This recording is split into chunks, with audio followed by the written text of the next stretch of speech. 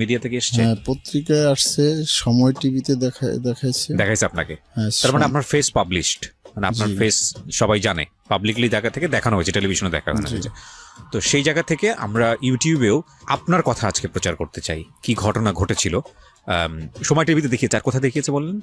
সময় টেলিভিশনে দেখিয়েছে, আর কোথায় দেখিয়েছে? সময় টিভিতে আর কয়েকটা পত্রিকায় আসছে। আমি অ্যারেস্ট হয়েছি মাদারীপুরে। হ্যাঁ, ওখানে মাদারীপুরের সুবর্ণগ্রাম, হ্যাঁ, সাপ্তাহিক না দৈনিক পত্রিকা, সাপ্তাহিক সম্ভবত, ওইটা আমার কাছে ছিল পেপারটা। আচ্ছা, ওটা ওখানে এসছে, ছবি সহ এসছে। আচ্ছা, তো আমাদের এখান থেকে দেখাতে, তাহলে ফেসবুকেও দিয়ে দিয়েছে, তার মানে সব জায়গাতে এসছে। সুতরাং সে জায়গা থেকে আপনার ফেস পাবলিশ করতে আমাদের জায়গা থেকে কোনো সমস্যা নেই, যদি আপনি অনুমতি দেন।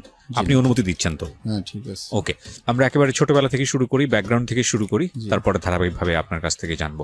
এখানে একটা কথা শুধুমাত্র বলে নিতে চাই অনুষ্ঠানের শুরুতে, প্রিয় শ্রোতা, এই ভদ্রলোককে নিয়ে অনুষ্ঠানের যে ভিডিও ফুটেজটা সেটা থাকবে আমার চ্যানেলে www.youtube.com/RJKibriya.FM, RJKEBRIA.FM। চ্যানেলটি কিবরিয়া আরজে নামে আছে, এবং ওখানে গিয়ে আপনি অবশ্যই সাবস্ক্রাইব করতে ভুল করবেন না। আরেকটি কথা অনুষ্ঠানের ডিসক্লেইমারে সবসময় থাকে, এটা ইনভেস্টিগেটিভ কোনো শো না, এবং যারা এখানে এসে নিজের জীবনের ভুলগুলো, অপরাধগুলো বলেন, তারা সত্য বলুক বা মিথ্যা বলুক, সেই রেসপন্সিবিলিটি বা দায়ের জায়গাটুকু আমরা নেই না, এই কারণে যে আমাদের উদ্দেশ্য আসলে তারা এই কাজগুলো করেছে কিনা সেটা ফাইন্ড আউট করা না। আমাদের উদ্দেশ্যটা হচ্ছে সে নিজে ভুল স্বীকার করে, অপরাধ স্বীকার করে, তার জীবনে যে পরিণতিটা হয়েছে সেটা বলে মানুষকে সচেতন করা। তো এটা আসলে পুঙ্খানুপুঙ্খভাবে ইনভেস্টিগেটিভ শো না, সেই জায়গা থেকে আমাদের কিছু লিমিটেশন আছে, এটা আমরা স্বীকার করেই নিই। নাম্বার 1, বিশ্বাস অবিশ্বাস একেবারেই আপনার একান্ত। 2 নম্বর হচ্ছে যে কোনো সিক্রেটসে কেউ যদি কখনো মামলা চলাকালীন অবস্থায় এসে কনফেস করেন, তাহলে আমরা সেই অনুষ্ঠানে বলে দেই যে এটা সম্পূর্ণরূপেই কোর্টের বিষয়। এবং উনি আজকে যে কথাগুলো বলে গেলেন, এই আমরা মিডিয়াতে এমনভাবে জিনিসটাকে ফোকাস করছি না যেটা কোর্টের বিচারকে কোনোভাবেই ইনফ্লুয়েন্স করবে, প্রথমত। এবং দ্বিতীয়ত হচ্ছে, কোর্ট যে রায় দেবেন সে রায়ের প্রতি আমাদের সম্পূর্ণ আস্থা আছে। তো সেদিক থেকে আমি প্রথমে আরেকটা বিষয় আপনাকে জিজ্ঞেস করতে চাই, সেটা হলো যে আপনার মামলা চলমান আছে কয়টা এখন? মামলা চলমান আছে এখন একটা চলমান আছে। তো সেই জায়গাটা থেকে আমরা পুরো বিষয়টা প্রথমেই পরিষ্কার করে নিয়েছি। উনি যে কথাগুলো বলবেন এগুলো আসলে কোনোভাবেই এভিডেন্ট আকারে আমরা ব্যবহার করার জন্য এখানে উপস্থাপন করছি না। এখানে শুধুমাত্রই ওনার নিজের জীবনের ভুলগুলো বা অপরাধগুলো থেকে ওনার পরিণতি, সেই জায়গাটা থেকে আমরা জিনিসটাকে ফোকাস করব। কাউকে দোষ দেয়া, কাউকে দায় চাপানো, কাউকে কোনোভাবেই ছোট করা, বড় করা আমাদের অনুষ্ঠানের উদ্দেশ্য নয়। ডিসক্লেমার এটা ক্লিয়ার, তারপরেও আমরা আরেকবার একটু বলে নিলাম। জি, শুরু করুন আপনি যেখান থেকে বলতে চান, প্লিজ। আমার নাম ফরিদ কাজী, কুমিল্লার এক অজপাড়াগায় আমার বাড়ি, মুরাদনগর থানা, কাজিয়াতল গ্রাম। আমরা 3 ভাই 2 বোন, আমি ভাই বোনের মধ্যে 4 নম্বর। ছোটবেলা খুব শান্ত প্রকৃতির ছিলাম, মাছ ধরা এবং গান গাওয়া, কবিতা আবৃত্তি, ওগুলো আমার হবি ছিল। এমনি বাবা কি করতো আপনার? আমার বয়স যখন 5 বছর তখন আমার আব্বা মারা যান। আমার আব্বা রেলওয়েতে চাকরি করতেন। আচ্ছা। রেলওয়েতে উপর পদস্থ কর্মকর্তা ছিলেন। আচ্ছা। বেশি দিন হায়াত পায় নাই, আল্লাহ আমার বাবাকে ব্যস্ত নসিব করো। মা আমাদেরকে অনেক কষ্ট করে বড় করেছেন, আমার মাও জীবিত নেই। আমি লেখাপড়া ইন্টারমিডিয়েট কমপ্লিট করতে পারি নাই, পরীক্ষা দিই নাই। ফার্স্ট ইয়ার, সেকেন্ড ইয়ার পর্যন্ত শেষ করছি, কিন্তু আমার ফর্ম ফিল আপের টাকার অভাবে আমি পরীক্ষাটি দিতে পারি নাই। ওকে। আমার 3 ভাইয়ের মধ্যে আমার এক ভাই ইঞ্জিনিয়ার, উনি তখন নতুন চাকরি করতেছিল। আমার ফর্ম ফিল আপের টাকা না দিয়ে রিপ্লাই যে চিঠিটা দিছে, ওই চিঠিটা আমার ডায়েরিতে এখনো আছে, যে রাগের জন্য আর আমার পরীক্ষা দেওয়া হয় নাই। পরীক্ষা দিলে আমি অবশ্যই পাশ করতাম। উনি কি লিখেছিল আপনাকে? উনি লিখে 4-5টা লাইনের বেশি লিখে না চিঠি কোনোদিন। লিখছে যে এর চেয়ে আরো গুরুত্বপূর্ণ কাজে টাকা ব্যয় করার মতো আমার এত টাকা নেই, যে এর চেয়ে ভালো গুরুত্বপূর্ণ কাজের জন্য আমার টাকা নেই। আর এটা তো প্রশ্নই ওঠে না। এরপরে আমার ইন্টারমিডিয়েট পরীক্ষা দেওয়া হলো না, আমি চলে যাই। আমার একটা জ্যাঠাতো ভাই আমাদের বংশের ছিল, আবুল হাশেম কাজী, উনি মুন্সিগঞ্জে চাকরি করতো একটা ফিশিং নেট ইন্ডাস্ট্রিজে। আচ্ছা। আমি ওনার কাছে চলে যাই, ওই আমার জ্যাঠাতো ভাইয়ের কাছে চলে যাই। তারপরে উনি আমাকে একটা ফ্যাক্টরিতে সুপারভাইজার হিসেবে চাকরি দিলেন। ওকে, ওই বয়সে চাকরি দিলেন। ওই চাকরি করতেছি, তখন 2000 না 1992 সাল। হুম 1992 সাল। তারপরে ওখানে চাকরি করাকালীন এরপরে আমি চাকরি পাশাপাশি ফিশিং নেট ইন্ডাস্ট্রিজ ওই যে জাল হুম হুম জাল বেচা কিনার ব্যবসা শুরু করি পাশাপাশি, চাকরির পাশাপাশি। হুম ধীরে ধীরে ব্যবসা করতে করতে মোটামুটি আমার ভালো প্রফিট হইতেছে, ভালো একটা পজিশনে। জি। মান্থলি তখনের আমলে মান্থলি আমি 50,000 টাকা ইনকাম করি। বাহ, এ তো বিশাল ইনকাম। তখন আমার জীবনে চলে আসে, আমার জীবনে কোনো আসলে ভালোবাসা নেই, আমার ছাত্র জীবনে কোনো ভালোবাসা ছিল না, কোনো পছন্দের কিছু না। আমার চিন্তা ছিল আমার ভাই ইঞ্জিনিয়ার আমার যে আঘাতটা দিছে, ফর্ম ফিল আপ করতে পারি নাই, আমি হের থেকে আরও অনেক বড় হব, এস্টাবলিশড হব, এই ধরনের চিন্তা মাথায় ছিল। তারপরে এক ব্যবসায়ী মাধ্যমে আমার এক লোক, আমার যিনি শ্বশুর, ওনার মেয়ে দেওয়ার জন্য যে একটা ভালো ছেলে আছে, কোনো ধূমপান করে না, নেশাপানি করে না, শুধু নেশাই হচ্ছে ব্যবসা টাকা এ ধরনের, ওই ছেলেটা আমারে পছন্দ করছে। পছন্দ করার পর কিন্তু আমারে জানায় নাই খোলাখুলিভাবে, শুধু চেষ্টা করতেছে এর মেয়ে দিবে। বিয়ে করার পরেই আমার আসলে লাইফটা চেঞ্জ হয়ে গেল। আমার ইনকাম সোর্সটা, বিয়ে করলাম, এটা মুন্সিগঞ্জ, যাকে বলা হয় বিক্রমপুর, ঢাকা বিক্রমপুর যাকে বলা হয়। এই বিয়ের পর বিক্রমপুরের মেয়ে, হয়তো অনেকের আইডিয়া আছে, বিলাসবহুল জীবনযাপন, বিলাসিতা করা ওদের। আমার মান্থলি 50,000 1 লাখ যাই ইনকাম হোক সম্পূর্ণটাই তখন খরচ হয়ে যেত, এবং যা কিছু প্রফিট ছিল আমার ইনকাম, ওগুলোও ধীরে ধীরে ধীরে ধীরে খরচ হতে থাকে। তারপরে আমার একটা ছেলে আসে, আরও আমি ওয়াইফের প্রতিও ভালোবাসা, সংসারের প্রতি ভালোবাসা, এই টানে, এবং ব্যবসার দিকে তখন আর মনোযোগ ছিল না। এক পর্যায়ে আমি বিয়ে করি, আমার ওয়াইফ ডিগ্রি পাস, শিক্ষিত মহিলা, কিন্তু অনেক ত্রুটি ছিল যেগুলো আমি জানতাম না। আমি সহজ সরল ছিলাম এক সময়, এখন না। আমি মনে করছিলাম যে একটা শিক্ষিত মেয়ে, ওটা বিয়ে করলে অবশ্যই আমার ভবিষ্যৎ প্রজন্ম শিক্ষিত হবে, আমাদের ভবিষ্যৎ ভালো হবে, সুখ শান্তি হবে। আচ্ছা। কিন্তু আমি বিয়ে করছি, কিন্তু আমার ওয়াইফের বিয়ের আগে অনেক বন্ধু বান্ধব ছিল। এগুলো আপনি জানলেন কিভাবে? ঘটনাগুলো কি হয়ে ঘটেছে? এই ঘটনাগুলো জানছি যখন অনেক পর, প্রথম জানি নাই, অনেক পর যখন মোবাইল শুরু হয়ে গেল। আমি বিয়ে করি কিন্তু 2002 সালে। আচ্ছা।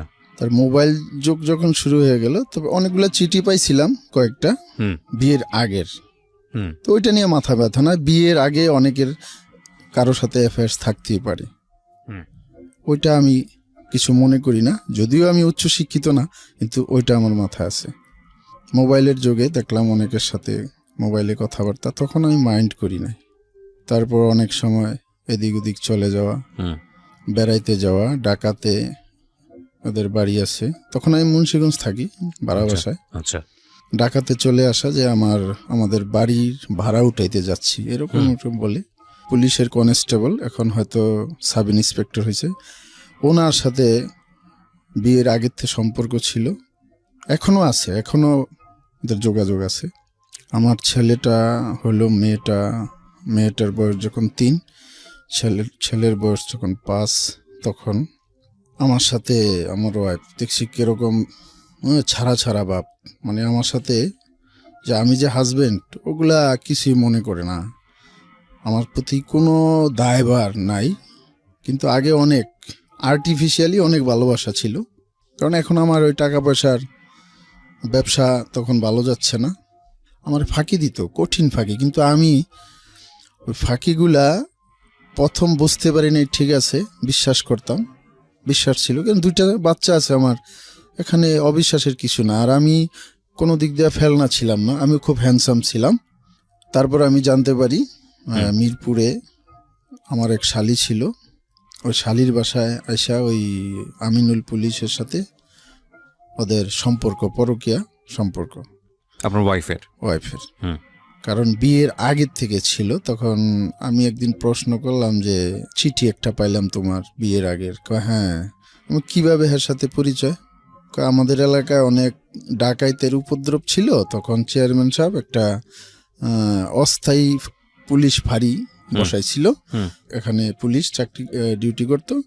তখন আমি স্কুলে তখন আমার ওয়াইফ স্থায়ীভাবে শিক্ষকতা না, অস্থায়ীভাবে শিক্ষকতা, যেমন শিক্ষকের সংখ্যা কম থাকলে হুম। বাড়তি স্কুল কমিটির ফান্ড থেকে কিছু টাকা দিয়ে অল্প টাকায় শিক্ষক নিয়োগ দেওয়া হয়, ওরকম শিক্ষিকা হিসাবে কাজ করতে আর কি। হুম। তখন না কিন্তু আমি বিয়ে করি নাই। হুম। ওইটা প্রুফ না, কিন্তু অনেক দিক দিয়ে প্রুফ। চিঠির ভাষায় যা বুঝতে পারলাম যে আমিনুল পুলিশের সাথে বিয়ে হয়েছিল। এটা আপনি মনে করছেন? জি, কারণ পুলিশ এই চিঠির ভাষায়, চিঠি যেটা ছিল হুম। ওই ভাষায় যে ধরনের কথা ব্যবহার হয়েছে, স্বামী স্ত্রী উল্লেখ হয়েছে, এতে বুঝতে পারলাম। হুম। কিন্তু ওইটা হ্যার মা বাবা জানে, কিন্তু অন্য কেউ জানে না। ওই পুলিশের সাথে সম্পর্ক রাইখে যাইতো আর কি, ঢাকাতে স্বামী স্ত্রী হিসাবে সময় কাটাইতো, একত্রে বসবাস করত বিয়ের আগে, আমার সাথে বিয়ের আগে। তারপরে আমার সাথে বিয়ের পরও গোপনে এগুলা করতো, কিন্তু তখন আমার ওইদিকে আমার খেয়াল ছিল না। আমি বিশ্বাস করতাম, অত্যন্ত ভালোবাসতাম। বিয়ের পরেই, আমার বিয়ের আগে কোনো ভালোবাসা নাই কারো প্রতি। বিয়ের পরে আমার চিন্তায় ছিল বিয়ের পরে স্ত্রীকেই ভালোবাসবো। রিয়েলি সম্পর্ক আসছে কি না ওইটা আমি প্রমাণ করার জন্য গোয়েন্দাগিরি করি, লাস্টে সত্যতা পাই। সত্যতা পাওয়ার পরে আমার ওয়াইফকে একদিন ঢাকা আসতে বলি, তখন 2008 সাল, কুরবানির ঈদের আগে, হুম। যে কিছু মার্কেটিং করে দিব। তখন কিন্তু আমার সাথে সম্পর্ক না রাখার মতো অবস্থা আর কি ছিল। আচ্ছা। তখন আমি মুন্সিগঞ্জে নাই, আমি তখন নরসিংদীতে একটা টেক্সটাইলে ফ্লোর সুপারভাইজার হিসেবে কাজ করতেছিলাম। আচ্ছা।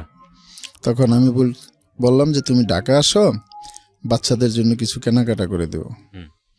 আমার উদ্দেশ্য কেনাকাটা করে দিব, ঠিক আছে, এবং ওরে কয়েকটা প্রশ্ন করব যে এগুলা কেন হচ্ছে।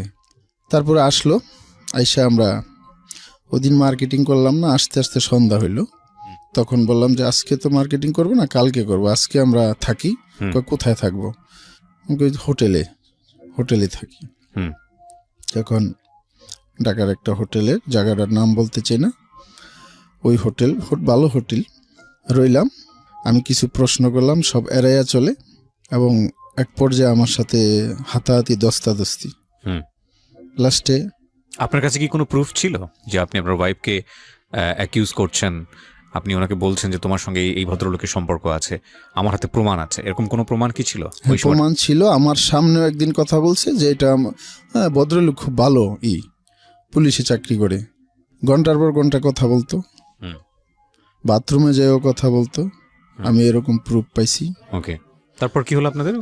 তারপরে ঝগড়াঝাটি হলো রুমে। তারপরে আমি নিচে চলে গেলাম, আমি যাই একটা চাকু কিনলাম, চায়না চাকু, যে টিপ দিলে বাইরে ওরকম, কিনা না।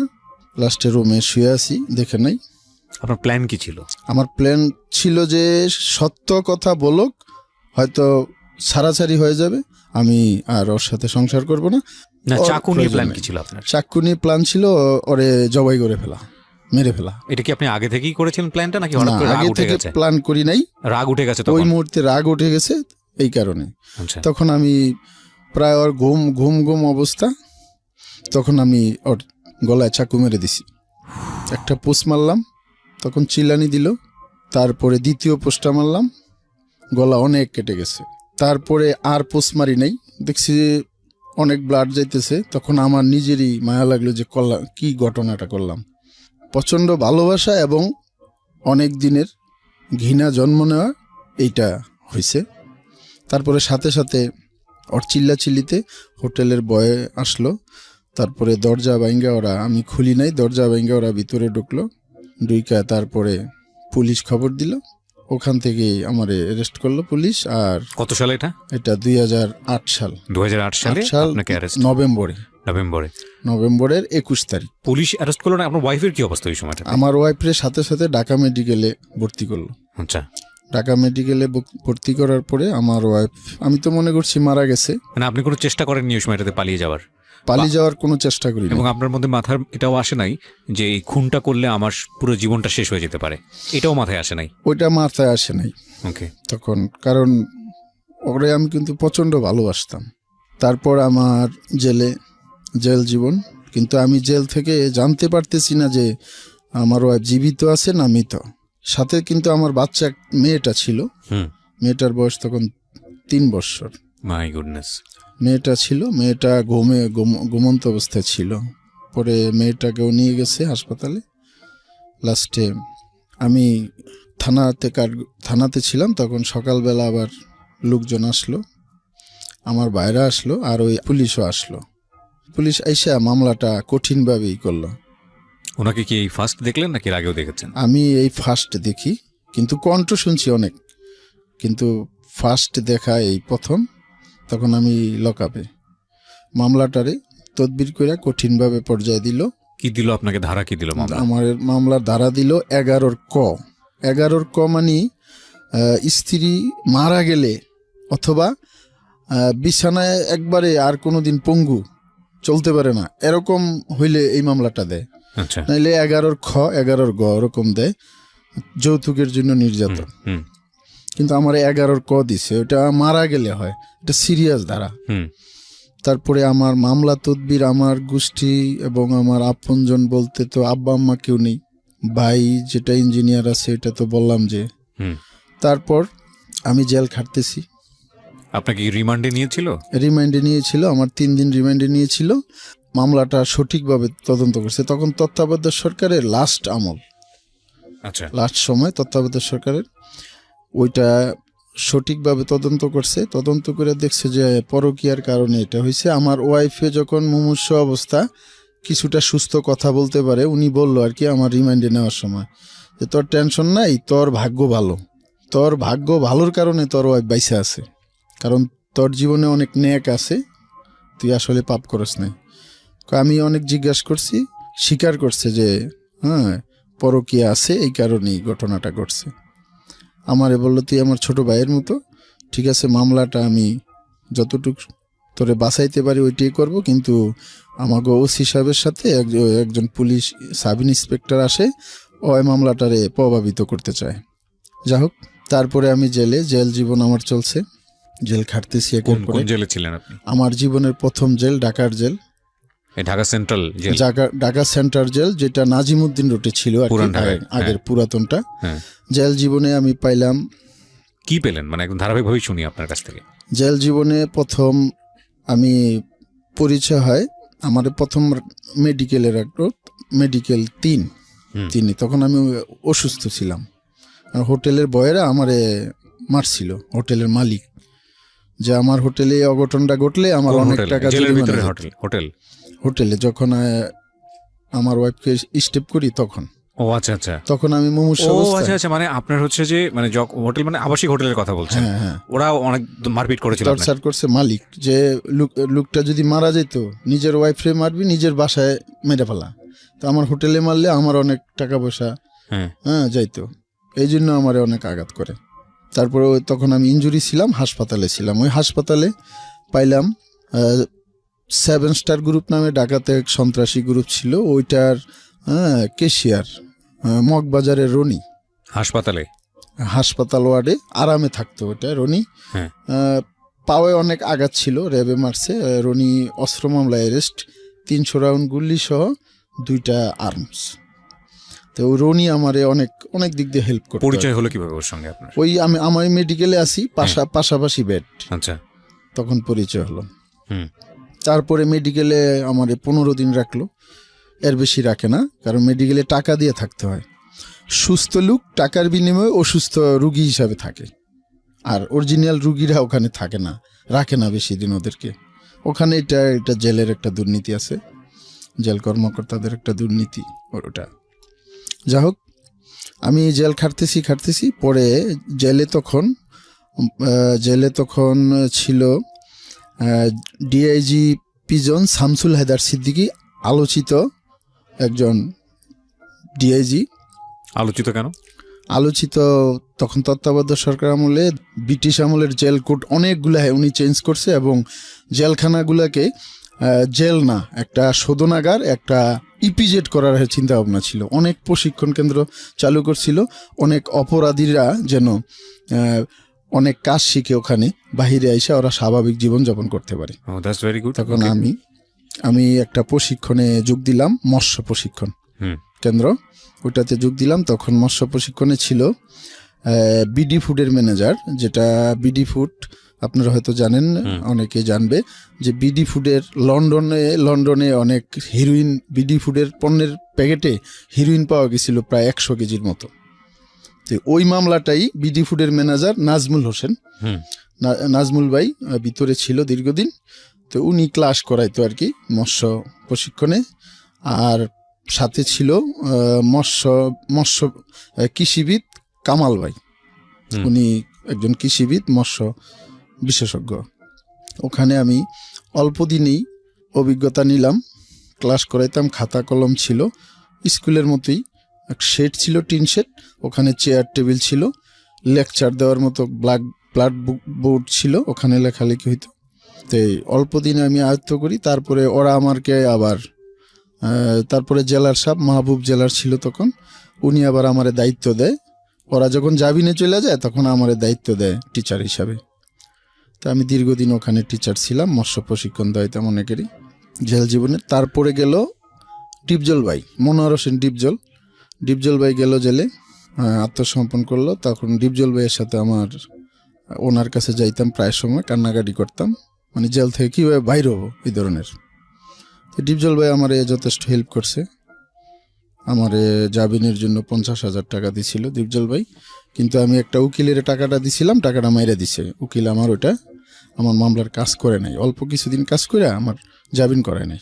পরবর্তীতে আমি যখন ঢাকার জেলে শিক্ষকতা প্রশিক্ষণ কেন্দ্র চালাই, অনেক ফেভারিট হয়ে গেছি, অনেক ছাত্র ভর্তি হয়ে প্রায় 150-200। তারপরে তখন বিএনপির একজন জামাত ইসলামের আব্দুল আলিম, উনি প্রশিক্ষণে ভর্তি হতে চাইল, তো কর্তৃপক্ষ দিল না। তো অনেকে চায় যে এই মৎস্য প্রশিক্ষণের, আমাদের প্রশিক্ষণটা ছিল খুবই আধুনিক, সর্বাধুনিক প্রযুক্তি ছিল মৎস্যের। অনেকে খাতা আমার হ্যান্ড নোট আমার থেকে নিত, প্রতিটা খাতা আমারে কেউ 5,000 টাকা দিত, একটা খাতা লিখে দিলে আমি সারা দিন রাত শুধু খাতা লিখতাম। তখন ছেলে থাকতাম, খাতা লিখতাম প্রতিটা খাতা। এটা মৎস্য প্রযুক্তির থিওরিগুলা লেখার আর কি, কিভাবে মৎস্য চাষে আধুনিক মৎস্য চাষ করা যায়। না, কিন্তু খাতা ওনারা লিখে নিবে কেন আপনার কাছ থেকে? কিসের খাতা? আমি খাতা লিখে দিতাম। আচ্ছা, খাতা ওটা আমাদের প্রশিক্ষণের জন্য বৈধ করা হয়েছিল। আচ্ছা আচ্ছা, 5,000 টাকা দিত? এত টাকা? 5,000 দিত, কেউ 3,000 দিত, 2,000 দিত। ও আচ্ছা আচ্ছা, মানে বকশিস দিত আমাকে। তো ওই টাকা আমি ধীরে ধীরে একত্রিত করে 3 বছর পর আমি জেল থেকে বাইরে আসি। মানে জামিন নেই। এরপর টাকাটা যেন মাইন না যায়, আমি টাকা গাজী তৌহিদুল ইসলাম, বিএনপি পন্থী, একটা মারামারি হয়েছিল হাইকোর্টে, তো উনি গেছিল ভিতরে। কারণ আমি এর আগে অনেক উকিলেরা টাকা খাইছে আমার, কিন্তু কাজ হয় না, কারণ গার্ডিয়ান নাই। আমি জেল থেকে কোর্টে যাই, টাকা দিই, ওই টাকা ওরা খাইয়া 2-1টা মুভ করে টাকা খাইয়া আর আসে না, কারণ আমার কোনো গার্ডিয়ান যায় না, কিছু করার তো নাই আপনার। হ্যাঁ। তারপরে তৌহিদুল ইসলাম বাইরে ধরলাম, গাজী তৌহিদুল, অ্যাডভোকেট, হাইকোর্টের, বাড়ি বরিশাল। তো ওনারে বললাম যে ভাই, আপনি যদি বাইরন, আপনি তো আর বেশি দিন থাকবেন না, ছোট মামলা, তো বাইরে হলে আমার এই মামলাটা নিয়ে যান। তাহলে উনি আমার মামলার কাগজপত্র, মামলার নাম্বারটা নিয়ে আসলো। তারপরে উনি তদবির করলো এবং ওনারে টাকা দিলাম, উনি আমার জামিনে বের করে। এই 3 বছরের মধ্যে কি আপনার ওয়াইফের সঙ্গে কোনো যোগাযোগ হয়েছে? 3 বছরের মধ্যে ওয়াইফের সাথে আমি জেলখানায় তখন চোরাইভাবে মোবাইল চালানো যেত, অনেকেই চালাইতো, যখন পিচ্ছি হেলাল ভাই, শীর্ষ সন্ত্রাসী আরমান, ইমন, বেঁচে আছে না মরে গেছে? ওরা জেলে আছে। আচ্ছা। জোসেফ ভাই বাইরে গেছে, বাইরে ইটালি চলে গেছে। ওকে, একটু জানি আমি জেল জীবনে দেখছি যে সন্ত্রাস, আগে নাম শুনতাম, কিন্তু আমার জীবনের প্রথম জেলে দেখছি যে শীর্ষ সন্ত্রাসী তো না, আসলে তো ওদেরকে ভালো ভদ্রলোক দেখা যায়, মানুষ বলে শীর্ষ সন্ত্রাসী, আসলে মানুষই দেখা যায়। অনেক গল্প আছে না যে মেয়ে আর বাবা একসাথে কোথায় জানি যাচ্ছে, তো আশেপাশের লোকজন একটা চোরকে ধরে পেটাচ্ছে, তো ছোট মেয়ের খুব শখ হয়েছে, বাবা আমি চোর দেখবো চোর দেখবো। তো চোর দেখাতে নিয়ে গেছে, নিয়ে যাওয়ার পরে দেখেছে সে একটা মানুষ। তো দূরে এসে বাবাকে বলছে, বাবা ও তো চোর না, ও তো মানুষ। এটা গল্পটা কিন্তু অনেক ভয়ানক রকমের একটা মেসেজ আছে আর কি। যাই হোক, না আমরা অবশ্যই বলছি না যে তারা যে অন্যায় কাজ করেছেন সেটা তো অবশ্যই শাস্তি হওয়া উচিত, কিন্তু প্রত্যেকটা মানুষের মধ্যেই আসলে মানুষ থাকে, আমরা সেটা জাগাতে পারি না, সিস্টেম সেটা জাগাতে দেয় না, বা কারো কারো হয় না আসলে। হ্যাঁ বলেন কি হলো তারপরে ফোন ইউজ করার কথা বলছিলেন। ফোনে আমি অনেক রাত্রে ফোন দিতাম। ফোন দিলে আমার ওয়াইফের অনেক সময় পুরুষ লোক ধরতো ফোন, 2-3 দিন পুরুষ লোক ধরলো। আমি অবাক হয়ে গেলাম যে এত রাত্রে এই মোবাইলটা তো ওর মোবাইল, কোনো পুরুষ লোক তো আর নাই। আপনি মোবাইল ম্যানেজ করতেন কিভাবে? আমি ম্যানেজ করতাম, আমাদের রুমে ছিলাম আমি, তারপরে ভিডিও পাইরেসির বিপ্লব কুষ্টিয়া বাড়ি, র্যাবের সাফল্য দেখাইতে গিয়া ওই যখনই র্যাবের সাফল্য দেখায় প্রতি বছর র্যাবের প্রতিষ্ঠাবার্ষিকীতে এই বিপ্লবের ছবিটা আসে প্রথমে। ভিডিও পাইরেসি বাংলাদেশের চলচ্চিত্র ধ্বংস করার যে একজন লোক। তারপরে ছিল গ্যান্ডারিয়ার মোটামুটি ভালো সন্ত্রাসী শহীদ কমিশনারের নাম অনেকে জানে, ওই শহীদ কমিশনারের ডাইনাপ, যিনি হাজী সেলিমের সাথে নির্বাচন করছে গত নির্বাচন। এই শহীদ কমিশনার অনেক জায়গা জমি দখল করার পুরান ঢাকার। তো ওই ওনার ডাইনার ছিল গ্যান্ডারিয়ার শরীফ ভাই আমার রুমে। তারপরে শেওড়াপাড়ার মিরপুর শেওড়াপাড়ার আনিস ভাই ছিল। ওরা আমার খরচ চালাইতো, ভালো ভালো খাবার দাবার, আর ওরা সবাই আমার ভালোবাসতো। তো আমার ওখানে আবার কিছুদিন ছিল আপনার এই যে ঢাকা ইউনিভার্সিটির রোমানা, যা কাটা চামচ দিয়ে ওর স্বামী হাসান সাইদ চোখ তুলে ফেলেছে, হ্যাঁ আমি রিসিভ করছি, যেহেতু আমার ঘটনাটা আর হাসান সাইদের ঘটনাটা প্রায় সেম। হ্যাঁ, তাই আমি ওনারে রিসিভ করছি। ওই সবাই বললো যে ওই যে হাসান সাইদ আসছে ওই ওয়াইফেরে অন্ধকইরা, ওই তুমি আসছো ওয়াইফেরে গলা গাইটা, যাও নিয়ে আসো। তারপর আমি গেলাম, হাসান সাইদ বেরে রিসিভ করলাম, তারপরে আমার রুমে নিয়ে আসলাম। পরে আমার রুমে কিছুদিন ছিল, পরে উনি আবার যমুনা 3 চলে গেল। জেলের ভিতরে মারা যায় আমরা যত শুনেছি। না, জেলের ভিতরে উনি মারা যায় নাই, উনি চিকিৎসাধীন অবস্থায় prison cell Dhaka Bangabandhu medical college ওখানে মারা যায়। আসলে আমি বাইরনের 15 দিন পরে উনি মারা যায়। আচ্ছা, সো আপনার জানার কথা না কি হয়েছে? আমি তো ওর লাইফ স্টোরি আমার কাছে শুধু শেয়ার করতো, আমার কাছে শেয়ার করতো। উনি আত্মহত্যা করে মারা গেছে, এটা পেপার পত্রিকায় আসছে, কিন্তু আমি এটা বিলিভ করি না। কেন করি না? উনি আত্মহত্যা করার জন্য কোনো ওরকম সিন্ড্রোম ওনার মধ্যে ছিল না, কনফিডেন্স ছিল, হ্যাঁ সুস্থভাবে। অনেক দুঃখ করতো, বলতো ওই মেয়েটার প্রতি, মেয়েটার নাম আনুষা। আচ্ছা, যেটা আপনার বেবি লোশন, ইটাতে একটা অ্যাড দেখবেন বেবি লোশনে, একটা বাচ্চার ছবি, ওইটারে বেবি লোশন মাখতেছে, মেরিল বেবি লোশন। 4000 বাচ্চার মধ্যে উনি বললো 4000 বাচ্চার মধ্যে হের বাচ্চাটা, হ্যাঁ আনুষা, এই মেয়েটা সিলেক্ট হয়েছিল, ওইটা সিলেক্ট হয়েছিল। মেয়েটার জন্য খুব কান্নাকাটি করতো ভিতরে, একসাথে ঘুমাইছি খাইছি তো, অনেক নাড়া দেয় বিষয়টা। যাক, আমি বাইর হয়ে আসলাম, অনেক ছেলে পেলে আমি ওই যারা প্রশিক্ষণ দেওয়াইছি, অনেকে এখনো মাছের প্রজেক্ট করে লাভবান আমার প্রযুক্তিতে, আমার হ্যান্ড নোট দেখা, এবং আমি হাতে কলমে অনেক কিছু শিখাইছি। তখন ভিতরে কয়েকটা গর্ত করে মাছ ছাড়া, তখন ওই যে আলোচিত আমাদের ব্রিগেডিয়ার শামসুল হায়দার সিদ্দিকী বাহির থেকে মাছ এনে দিত, মাছ ডিমলা মাছ এবং ছোট মাছের পোনা। তা আমরা গর্ত করে সেরে রাখতাম, কচুরিপানা দিয়ে ওখানে বড় হইতো। ওখানে ওই প্লাঙ্কটন, আবার ইউরিয়া, টিএসপি, এমওপি এনে দিত, জুট প্লান্টন তৈরি করে দিতাম, দেখাইতাম জুট প্লান্টন কিভাবে তৈরি করে। ওগুলা হাতে কলমে শিখাইছি অনেকেরে। এখনো অনেকে কিছু কিছু লোক আছে এখনো এস্টাবলিশড হয়ে গেছে আমার এই প্রশিক্ষণে। কিন্তু আমি বাইরনের পরে ভিতরে যখন আমি ক্লাস করাইতাম, বুয়াডিবির টিম চালায়, এরকম কয়েকটা টিম তখন ভিতরে। এর মধ্যে আমার সাথে খুব খাতিল জমাইলো মুজাফফর স্যার, যিনি রমনা থানার দারোগা ছিলেন। এই অপরাধে অন্যের টাকা ছিনাই নেওয়ার জন্য র্যাবের হাতে নাতে ধরা খায়। এগুলো তো সবই পেপার পত্রিকায় আসছে, পেপার পত্রিকায় আসছে। তারপরে ছিল আপনার শাহিন পুলিশ, বাড়ি খুলনা, তখন ভিতরে ছিল। হ্যাঁ, শাহিন পুলিশ আলোচিত, বর্তমানে আপনার মোস্ট ওয়ান্টেড শাহিন পুলিশ। এই বুয়া ডিবি এবং বুয়া র্যাব সাইজা ওরা ওই এসিআই গ্রুপের টাকা খাইছিল 2.5 কোটি টাকার মতো, আকিজ গ্রুপের টাকা খাইছিল, শাহিন পুলিশ প্রায় 200 কোটি টাকার মালিক, এই ধরনের কাজ করে। ওকে, কিন্তু ওগুলার প্রতি আমার লোভ নাই, তাই মুজাফফর স্যার আমার সাথে খুব একটা ক্লোজ, এবং মুজাফফর স্যারের সাথে কাজ করে মানিক নামে ও আমার সাথে খুব ক্লোজ জমাইলো।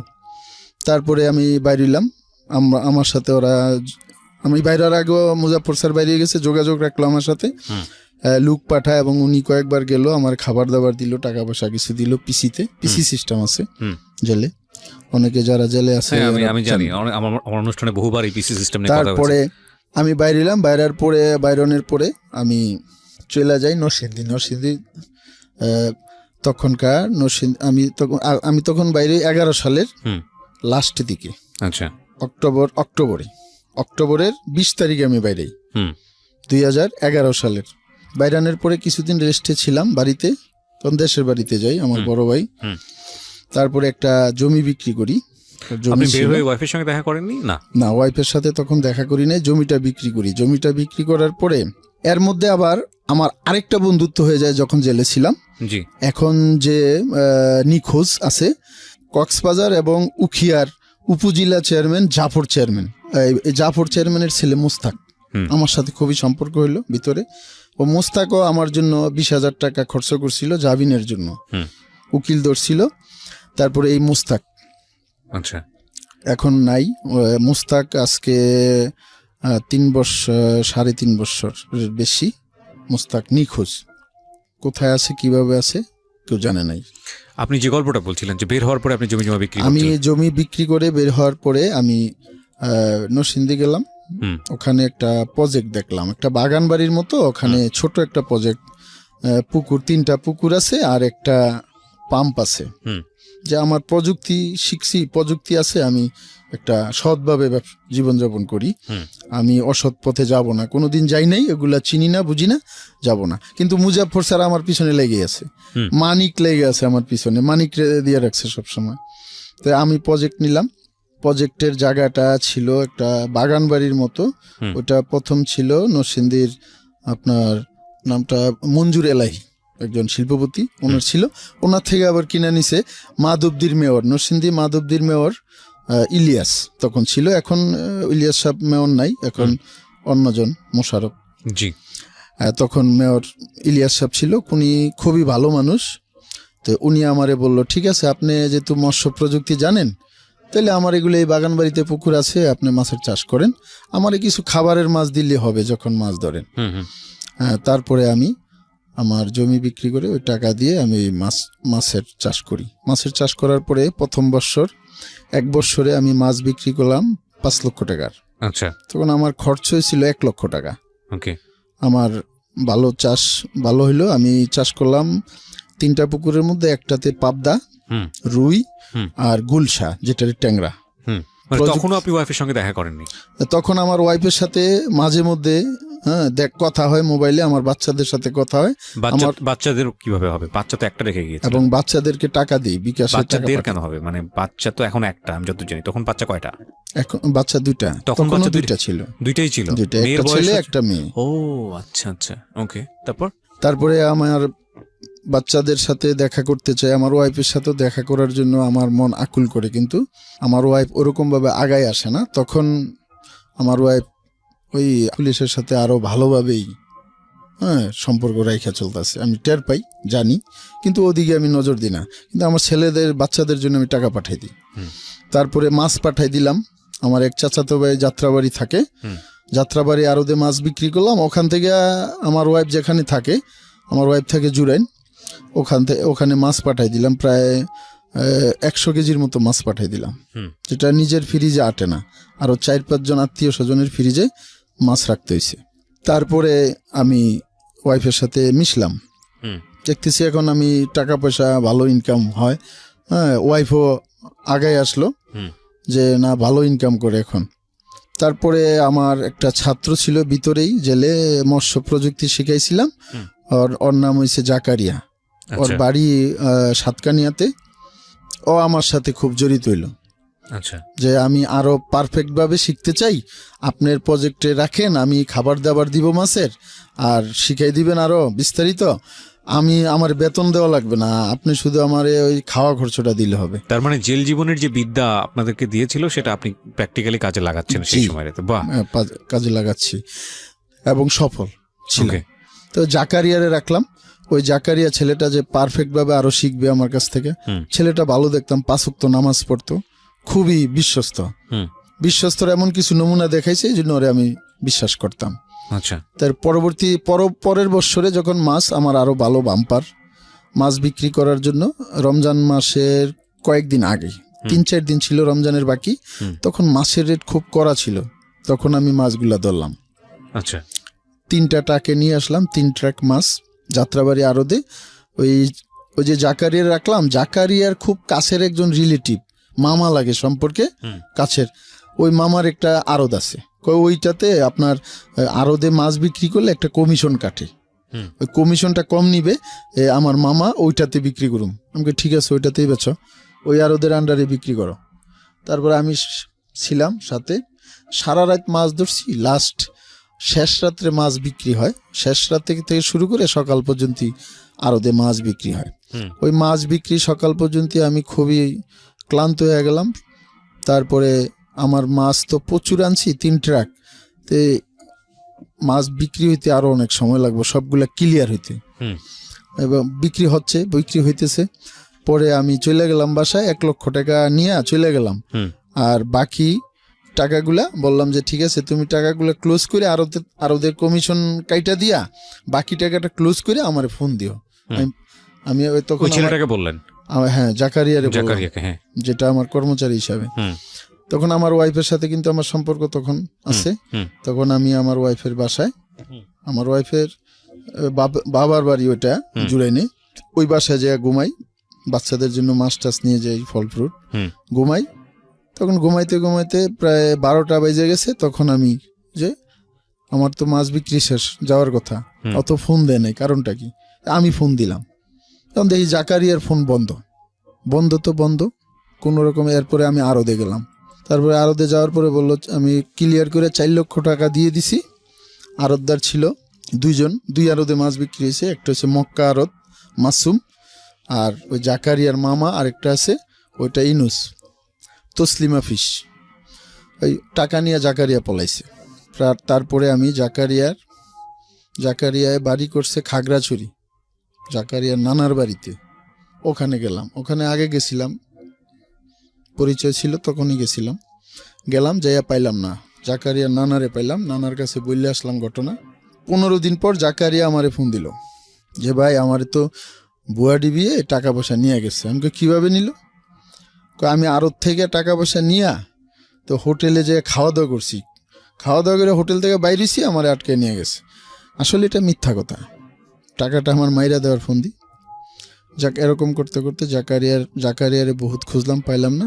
কিন্তু আমার ওই যে 1 লক্ষ টাকার মধ্যে সংসারে বাচ্চা কাচ্চার জন্য খরচ করলাম প্রায় 50,000, আর নিজের ব্যক্তিগত আরও, তারপরে জাল্লা দিয়া মাছ ধরছিলাম, ওখানে জেলেদেরকে টাকা দিলাম।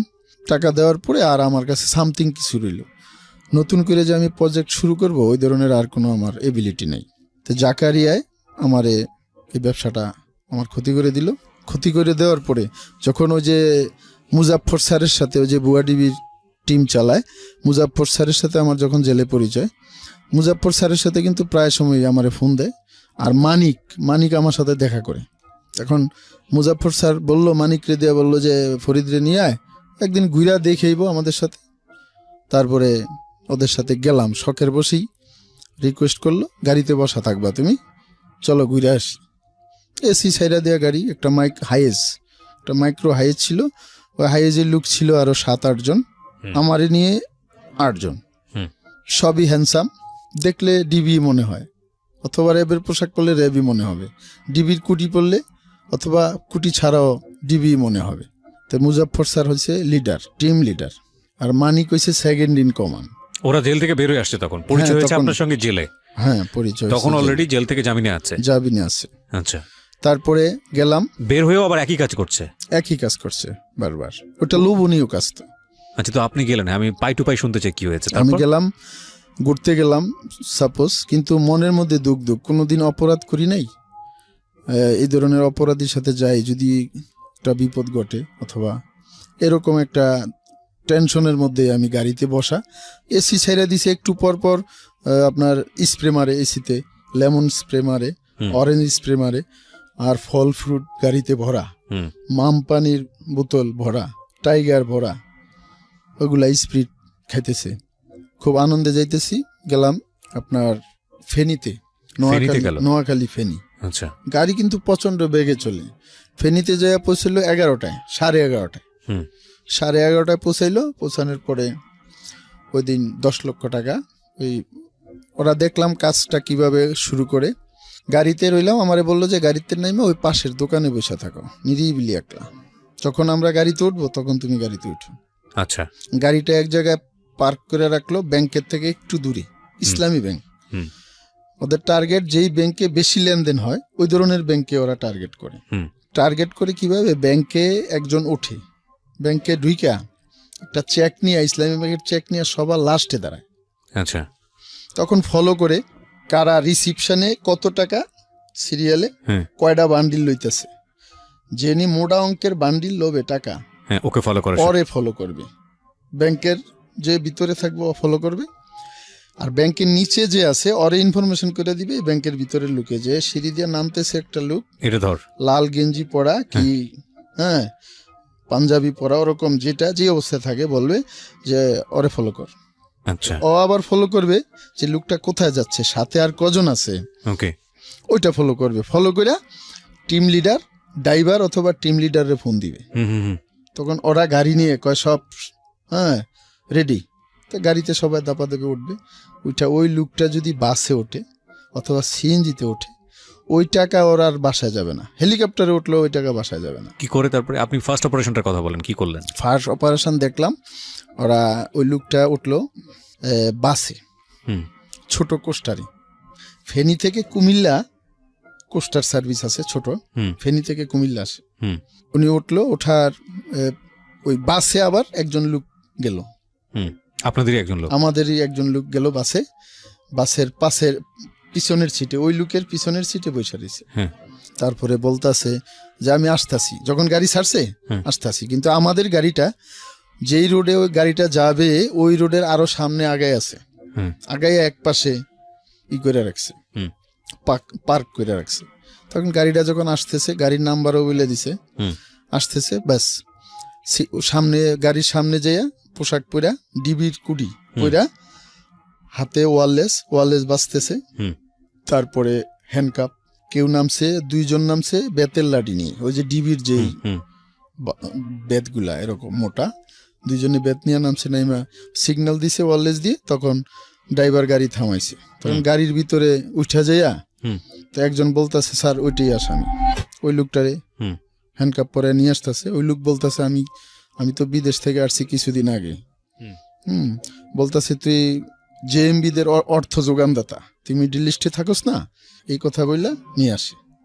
মৃত্যুর ভয় দেখাইলো, মার্ডার মামলা দিবে, ক্রস ফায়ার দিবে, ওরকম ভয় দেখানে লোকটা বললো যে আমার কাছে 10 লক্ষ টাকা আছে। মানে এরাও সবাই অভিনয় করে যে ওর কাছে যে টাকা আছে ওটা বুঝতে দিবে না। ব্যাগ আছে একটা, আমার ব্যাগে 10 লক্ষ টাকা আছে, টাকা নিয়ে যান, আমারে মাইরেন না, জীবনটা ভিক্ষা দেন। মানে উল্টে নিজে থেকেই সাথে যে টাকা নিয়ে যায় এমন অবস্থা করে। হ্যাঁ, এমন একটা পরিস্থিতি সৃষ্টি করে এতটা ভয়ভীতি দেখায়। একজন বলে স্যার আপনার তো প্রায় 49টার মতো ক্রস ফায়ার দিচ্ছেন, আরেকটা দিলে তো আপনার হাফ সেঞ্চুরি হবে, হ্যাঁ এটা দিয়ে দেন স্যার, ক্রস ফায়ার দিয়ে দেন। ওরে 5-7টা ভুয়া মামলা লাগাই দিয়ে ক্রস ফায়ার দিয়ে দেন ওরে। তো অত দেখতেছে যে ডিবি লেখা, কুটিগুলাতে অরিজিনালি ডিবির কুটি, হ্যান্ডকাপ অরিজিনাল, ওয়ারলেস, তারপরে এরকম খাপ থাকে, মেশিন আবার আছে ওদের 6.5 আছে, মানে অরিজিনালি পিস্তল। ওকে, তারপরে টাকা নিল 10 লক্ষ, লোকটারে একটা নিরিবিলি রাস্তায় নামাই দিল, গাড়িতে করে নিয়ে যায়। কালো চশমা পরাই দেওয়া হয়, চশমার মধ্যে টেপ মারা হয়। বাইরে থেকে আপনি দেখবেন, অথবা র্যাব ডিবি যাই দেখুক, অরিজিনাল র্যাবেরা পুলিশেরা দেখবে গাড়িতে আমাদের সাথে লোকটা বসে আছে, আসলে লোকটা চশমা পরে দেওয়া আছে, চশমা দিয়ে ওই লোক কিন্তু কিছুই দেখতেছে না, ওই টেপ মারা, পাতলা টেপ ভিতর দিয়ে, আর গ্লাসটা বড় থাকে আর এদিক দিয়ে বাড়তি ওই যে সানগ্লাস, ওটা বড় বাড়তি করে দেওয়া, দিকটা, আচ্ছা আচ্ছা, হ্যাঁ, ওইটা পরাই দেওয়া হয়। আচ্ছা ও কিছুই দেখে না, যে র্যাব দেখলে ডিবি দেখলে চিল্লানি দিব, ওই পরিস্থিতি নাই। আচ্ছা। আর গ্লাস তো গাড়ি লাগানো, না, ও তো ভিতরে উঠে বুঝেও না যে আর আমি কালো গ্লাস। ভুয়া ডিবির সঙ্গে আছে, এটা তো বোঝেও না ভিতরে না উঠে। না, অনেকে বুঝে, আবার অনেকে বুঝলেও যদি মনে করে ভুয়া ডিবি, অনেকে যারা লাখ লাখ টাকা কোটি কোটি টাকা লেনদেন করে ব্যাংকে, ওরা তো ট্যালেন্ট সবাই, হুম ওই ট্যালেন্টারে টেক্কা দিয়া কাজ করে ওরা। হুম তারপরে লোকটাকে এমন জায়গায় নামাইলো, আমারে বলল যে দেখো তুমি ফলো করো, মুজাফফর স্যার বলল এবং মানিক বলল, হ্যাঁ হ্যাঁ দেখ মানিক আমারে তুই কইরা কথা বলে, তুই দেখ যে এরম নিরিবিলি জায়গায় নামাইতে হবে, মেইন রোড থেকে, মেইন রাস্তা থেকে, যে দুইটা একটা বাড়ি, রাস্তা থেকে একটু দূরে দুইটা একটা বাড়ি, ওইটা ওই দুইটা একটা বাড়ির জন্য একটা ছোট রাস্তা আসছে, হ্যাঁ ওই রাস্তায় খুব আধা ঘন্টা 1 ঘন্টা পর একটা লোক চলাফেরা করবে, কমপক্ষে 20 মিনিট পরে একটা লোক আসবে। মানে 20 মিনিটের মধ্যে আমরা ওরকম রাস্তায় লোকটারে নামাই দিবি, হ্যাঁ। নামাই দিয়ে বলবো জোরে হাঁট, সামনের দিকে হাঁট, নাহলে গুল্লি করুন। ওই লোকটা সামনের দিকে হাইটা যাবে ওই রাস্তায় কোনো মোবাইল পাবে না, কোনো ইনফরমেশন করতে পারবে না। ওই লোকটা ওই রাস্তায় হাঁটা দিবে, আর তখন গাড়িটা প্রচুর বেগে চলে আসবে, আর এদেরকে পাবে না। ওকে, আপনার সাথে এই প্রথম দিন এই এই ঘটনাটা। প্রথম দিন এই ঘটনাটা দেখলাম। আর মুজাফফর, আপনি মুজাফফর সাহেবকে স্যার বলছেন, মানে উনি তো কখনো পুলিশে ছিল না বা ডিবিতে ছিল না। পুলিশে ছিল, মুজাফফর স্যার পুলিশে ছিল, এখন সাসপেনশন, চাকরি হেড চলে গেছে, আর উনি বিদেশ চলে গেছেন। কিন্তু আমার কথা হচ্ছে, একবার জেলে থাকা অবস্থায় উনি তো তখনই তো ওনার তখনই ওনারে রাজারবাগ পুলিশ লাইনে ক্লোজ করা হয়েছিল, তারপরে বের হয়ে আবার একই কাজ হ্যাঁ, করে। একই কাজ করতে। সেই সময় আপনাকে নিয়ে জি জি।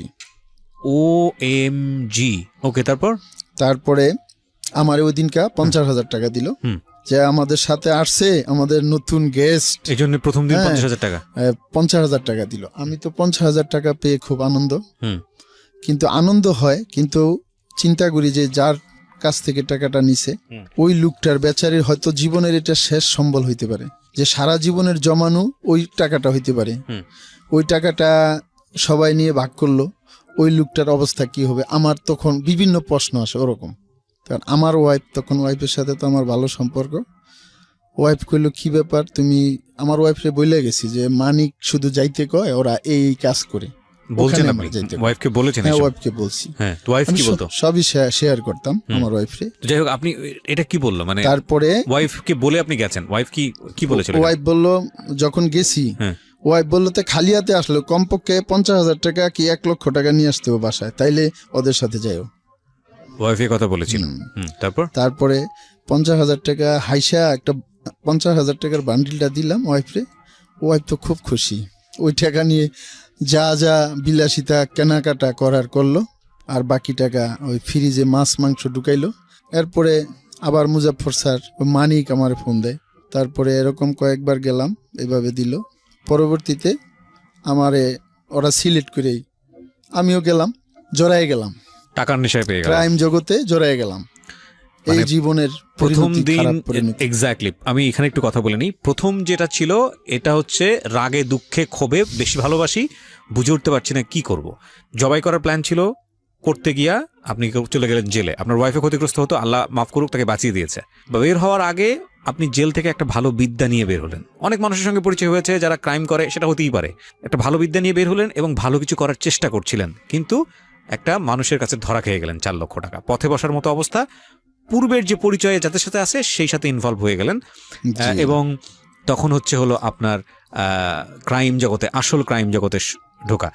প্রিয় শ্রোতা এখানে এবং দর্শক যারা ইউটিউবে দেখছেন, তাদেরকে বলি যে ভদ্রলোক আজকে এখানে এসে তার জীবনের পুরো গল্পটাই কনফেস করছেন, তাকে আপনারা চেনেন, কারণ তাকে নিয়ে সময় টেলিভিশনে রিপোর্ট হয়েছে। তার কথা অনুযায়ী আমরা ডকুমেন্টসটা খুঁজে বের করবার চেষ্টা করব, এবং একসাথে তাকে নিয়ে ওই সময় বিভিন্ন পত্রপত্রিকায় এসছে। কিন্তু আমরা যেসব ক্রাইম আমরা দেখি বা যেসব ঘটনাগুলো ঘটে, যেগুলা আমাদের সামনে আসে পত্রপত্রিকাতে বা বিভিন্ন মিডিয়াতে, বিহাইন্ড দ্য সিন কেন হয়, কি কারণে হয়, এগুলো কিন্তু অত ডিটেল আসে না।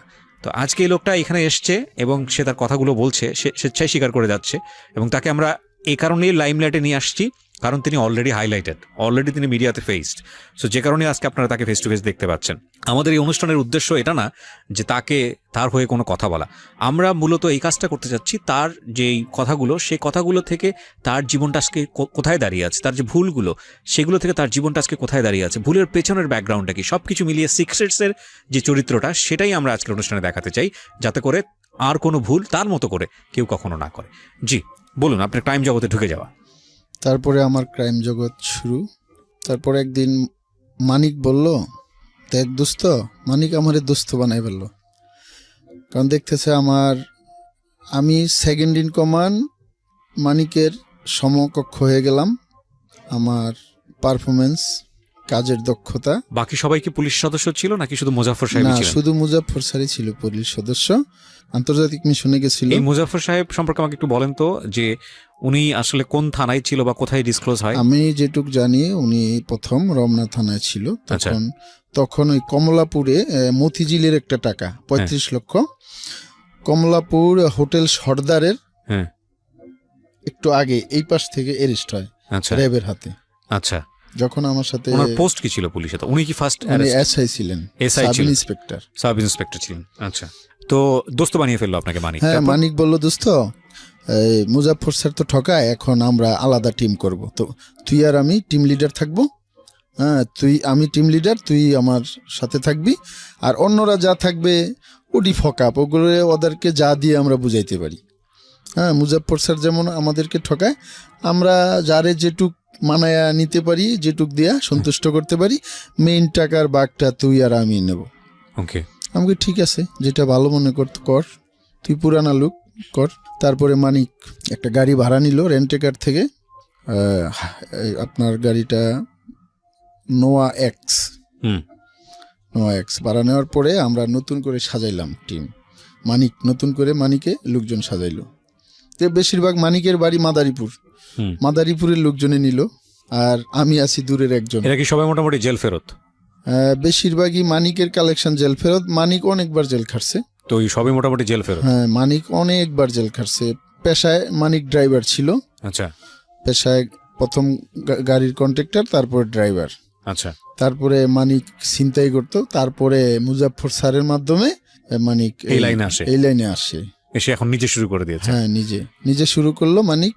তে আমি আসলে ক্রাইম জগতে মানিক আমারে দোস্ত কইতো, আমারে যা দিত তাই সন্তুষ্ট, কিন্তু মেইন পার্টটা, টাকার ভাগ মানিকই বেশি নিত। আচ্ছা, তো আপনারা মোটামুটি সাকসেসফুল হচ্ছিলেন সেই সময়? আমিও মোটামুটি সাকসেসফুল হচ্ছিলাম।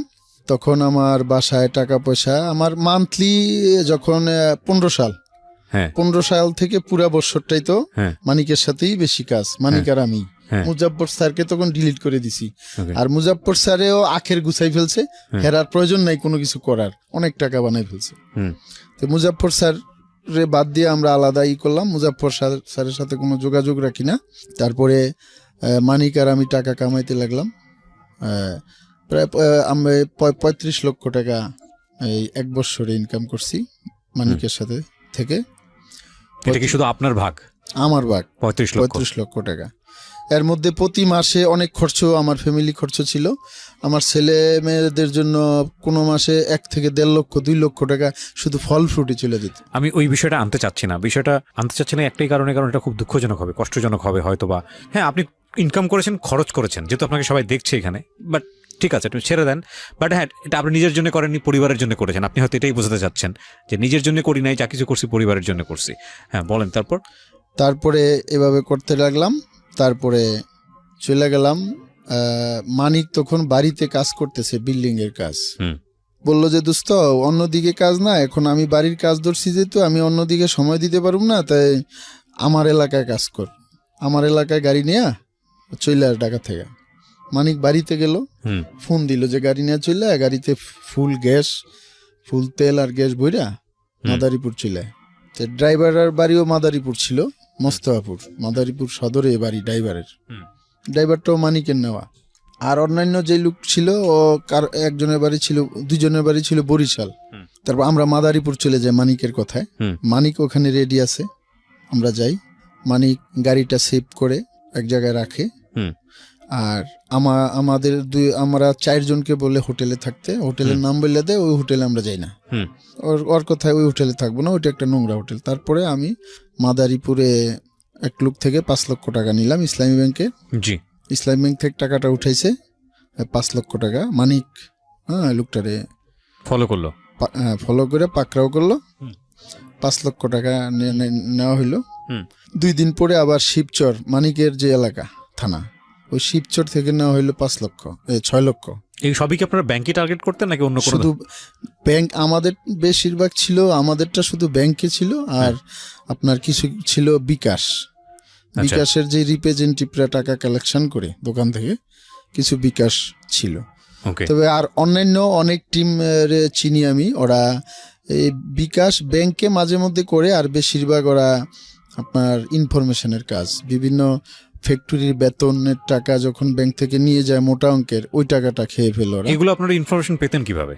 ব্যাংকের ইনফরমেশন, ব্যাংকের ইনফরমেশন বা ফ্যাক্টরির ইনফরমেশন গুলো? ফ্যাক্টরির ইনফরমেশন ফ্যাক্টরির কোনো লোক ইনফরমেশন দিত, ওরে পার্সেন্টেজ দেওয়া হয়তো 15% কি 10%। আচ্ছা, এই সিস্টেমে। তার মানে ওদের ভিতরে লোকজন জড়িত থাকতো। আর ব্যাংকে কোনো ইনফরমেশন লাগে না, ব্যাংকে নিজেরাই ইনফরমেশন। আচ্ছা। তো এর আগে আমি বলছি যে ব্যাংকে কিভাবে মানুষ টাকা ওঠে। আমি সবারে বলতে চাই, আমি এই কাজটাকে, আমি যেহেতু জড়িত ছিলাম, এই কাজটাকে আমি ঘৃণা করি। অন্যের টাকা ছিনিয়ে নেওয়া এর চেয়ে বড় অপরাধ হতেই পারে না। সেটা তো পরের বিষয়। আপনি তারপরে কি করলেন এগুলো একটু বলেন আমাকে। তারপরে মাদারীপুরে, শরীয়তপুর, রাজবাড়ী মিলে আমরা প্রায় 25 লক্ষ টাকা, 1 মাসের মধ্যে 25 লক্ষ টাকা নিলাম। আচ্ছা। নেওয়ার পরে টেকের হাট নামক স্থান, ওদিন আমরা ওখানে কাজ করার ইচ্ছে ছিল না, আমরা খুলনা যাব। তখন টেকের হাট নামক বাজারে আমি উঠলাম ব্যাংকে টাকা জমা দিতে। আমার কাছে অনেক টাকা জমা ছিল, আমার অ্যাকাউন্টে টাকা জমা দিয়ে দিব। উঠলাম ব্যাংকে, তার মানিক আমারে ফোন দিল যে দোস্ত কই, আমার সামনে আর 2টা লোক আছে, 2টা লোকের পরে আমার টাকাটা জমা হয়ে যাবে। আমি রিসিট লেখা, টাকা আমার হাতে, 3 লক্ষ টাকা আমার হাতে, টাকাটা আমি জমা দিয়ে দেবো। এর মধ্যে মানিক ফোন দিছে, দোস্ত 1 মিনিটের মধ্যে তাড়াতাড়ি আয়, মোটা অঙ্কের একটা মাল যাইতেছে। তখন আমি কই টাকা আমি জমা দিতে আসছি, কই টাকা জমা পরে দিস। এই আমার দুর্ভাগ্য লাগলো, আমি চলে গেলাম টাকাটা জমা না দিয়ে, আর টাকাটা সাথে নিয়ে। তারপরে একটা হিন্দু লোক, ধান ব্যবসায়ী, প্রেমচাঁদ কীর্তনিয়া, বাড়ি মাদারীপুরের রাজুর থানা আমগ্রাম, যেই মামলাটা আমার চলতেছে রানিং। ঘটনাটা কি হয়েছে বলেন। ঘটনাটা, ওই লোকটা টাকা উঠে স্টানে গেল, স্টানে বাসে উঠলো। বাসে ওঠার পরে আমরা বাসের পিছনে যাইতেছি। বাসে আমাদের একজন লোক আছে, বাসের পিছন যাইতেছি। আমাদের উদ্দেশ্য, বাস থেকে যখন নামবে লোকটা, তখন আমরা হেরে ধরবো। ওই লোকটা বাস থেকে নামছে, নাইমা অটোতে উঠছে, ইজি বাইক যেটাকে বলা হয়। প্রায় 1 কিলো গেছে। তারপরে আমরা ওইটার সামনে ব্যারিকেড দিয়া, ডিবির কুটি পইরা ব্যারিকেড দিয়া লোকটারে হ্যান্ডকাপ লাগাইলাম। মানিক তো সাজে আপনার এসি, ডিবির এসি, মানিক সাজে, ওর হাতে ওয়ারলেস থাকে, আর আমার হাতে থাকে, আমি তো সেকেন্ড ইন কমান্ড, আমার হাতে থাকে হ্যান্ডকাপ, আমি হ্যান্ডকাপ পরাই। পরে ওই লোকটারে হ্যান্ডকাপ পরে গাড়িতে উঠাইলাম। উঠাইয়া আমাদের ইনফরমেশন ভুল ছিল, যে লোক বলছে অনেক টাকা, কিন্তু হের কাছে টাকা পাইছি মাত্র 1.5 লক্ষ। 1.5 লক্ষ টাকা নিয়ে ওনারে নামাই দিলাম এক জায়গায়। নামাই দিয়া আমরা মাদারীপুর এলাকা থেকে বরিশাল যায় ওই রোডে চলে গেলাম। ধান ব্যবসায়ীকে আপনারা কি বানিয়েছিলেন?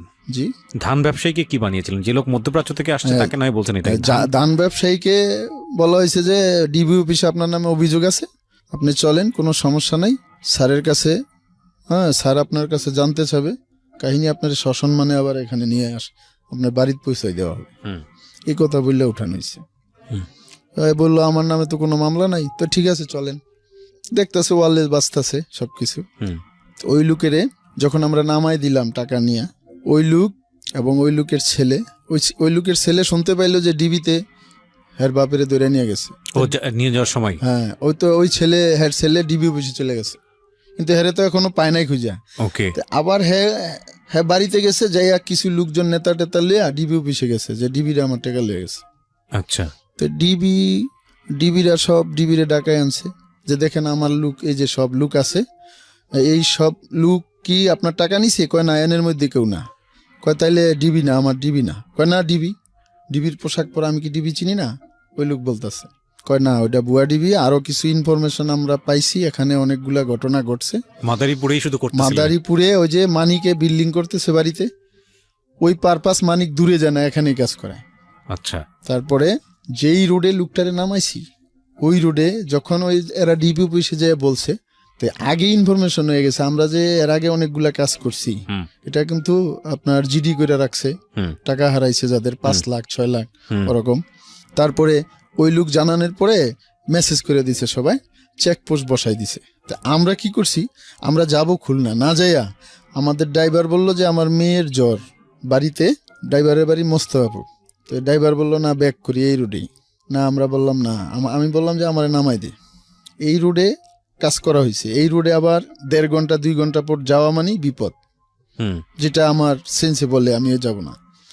কয় ঠিক আছে, আপনি তো রোড গার্ড ছিলেন না, কারণ আমি পদ্মার ওই পারে কোনোদিন যাই না, এই প্রথম একের পর এক যে ওখানে গেছি কাজ করতেছি, এই জীবনের লাইফের প্রথম, ওখানে আমি যাই নাই কোনোদিন, ওই জায়গা চিনি না, রোড গার্ড চিনি না। কয় আপনি তো রোড গার্ড চিনেন না, আপনারা এখানে নামাইলে তো যাইতে পারবেন না। গাড়ি চলতেছে, সামনে দেখি চেকপোস্ট ভয় দিছে। তা আমাদের গাড়িটা দেখার পরে, ওই চেকপোস্ট দেখার পরে আমাদের ড্রাইভার গাড়ি নগদে ইউটার্ন নিয়ে ফেলছে। ইউটার্ন নিছে। কারণ ড্রাইভার তো আমাদের খুব কড়া, কারণ এই লাইনে যে ড্রাইভার থাকে সুপার ফাস্ট। ক্রিমিনালের উপরের ক্রিমিনাল থাকে, সত্যি কথা যেটা। হ্যাঁ। ইউটার্ন নিয়ে যখন করছে তখন ওই চেকপোস্টের হেরা বললো যে এইটি সম্ভবত, আচ্ছা। নাইলে তো এই এভাবে ইউটার্ন নিয়ে পলাইতো না। হ্যাঁ। তা আমাদের পিছনে দাওয়া দিল। তারপরে র্যাব 8, র্যাবের গাড়িও একটা দাওয়া দিল, ডিবির গাড়ি। তারপরে মাদারীপুর সদর থানার পুলিশ, হুম। রাজৈর থানা পুলিশ, ডাসার থানা পুলিশ, সব পুলিশ র্যাব ডিবি সব নেমে গেছে আমাদেরকে রাস্তায়। হ্যাঁ নেমে গেল। ড্রাইভারে বললাম যে আমার কথাই তো রইলো, এই যে বিপদ। তারপরে আমি কই র্যাবের গাড়ির সামনে থামাইস না, পুলিশের গাড়ির সামনে থামাইয়া পুলিশের হাতে ধরা দে, কিন্তু র্যাবের সামনে না। র্যাব গুল্লি তাক করছে আমাদের বরাবর, আমি কই মাইরা দে। তা আমাদের গাড়ি যখন ড্রাইভার র্যাবের গাড়ি সহ মাইরা দিতে লইছে, তখন র্যাব গাড়ি সাইডে চাপাই দিছে, তখন আমরা র্যাবের ডিঙ্গে চলে গেছি। কি বলেন, বাংলাদেশে তো আমি শুনতেছি মনে হচ্ছে একদম হলিউড স্টাইলে ক্রাইম। হ্যাঁ, হলিউড স্টাইলে, আপনার সাথে কোনো বিশাল হলিউড স্টাইলে।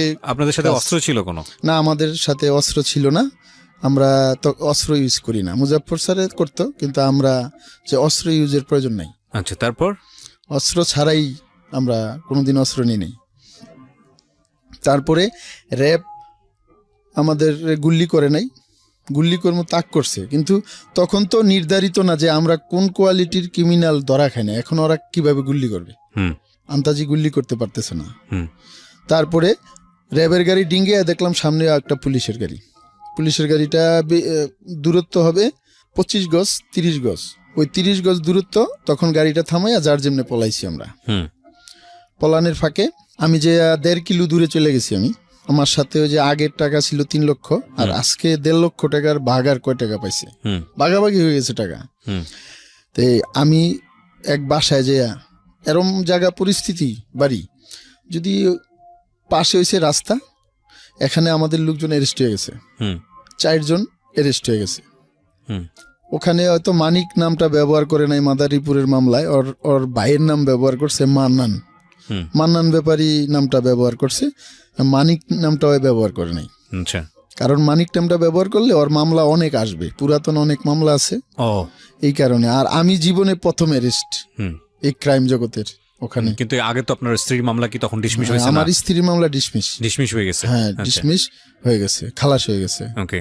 তারপরে ওখানে ওরা 4 জন অ্যারেস্ট হয়ে গেল। মানিক, তারপরে গেন্দু মিয়া, বাড়ি বাকেরগঞ্জ বরিশাল, তারপরে ড্রাইভার বাড়ি মাদারীপুর, নাম হচ্ছে আপনার শাহাবুদ্দিন। হুম। তারপর আরেকটা ছেলে রেজাউল, ওর বাড়িও মাদারীপুর শিবচরে। হুম।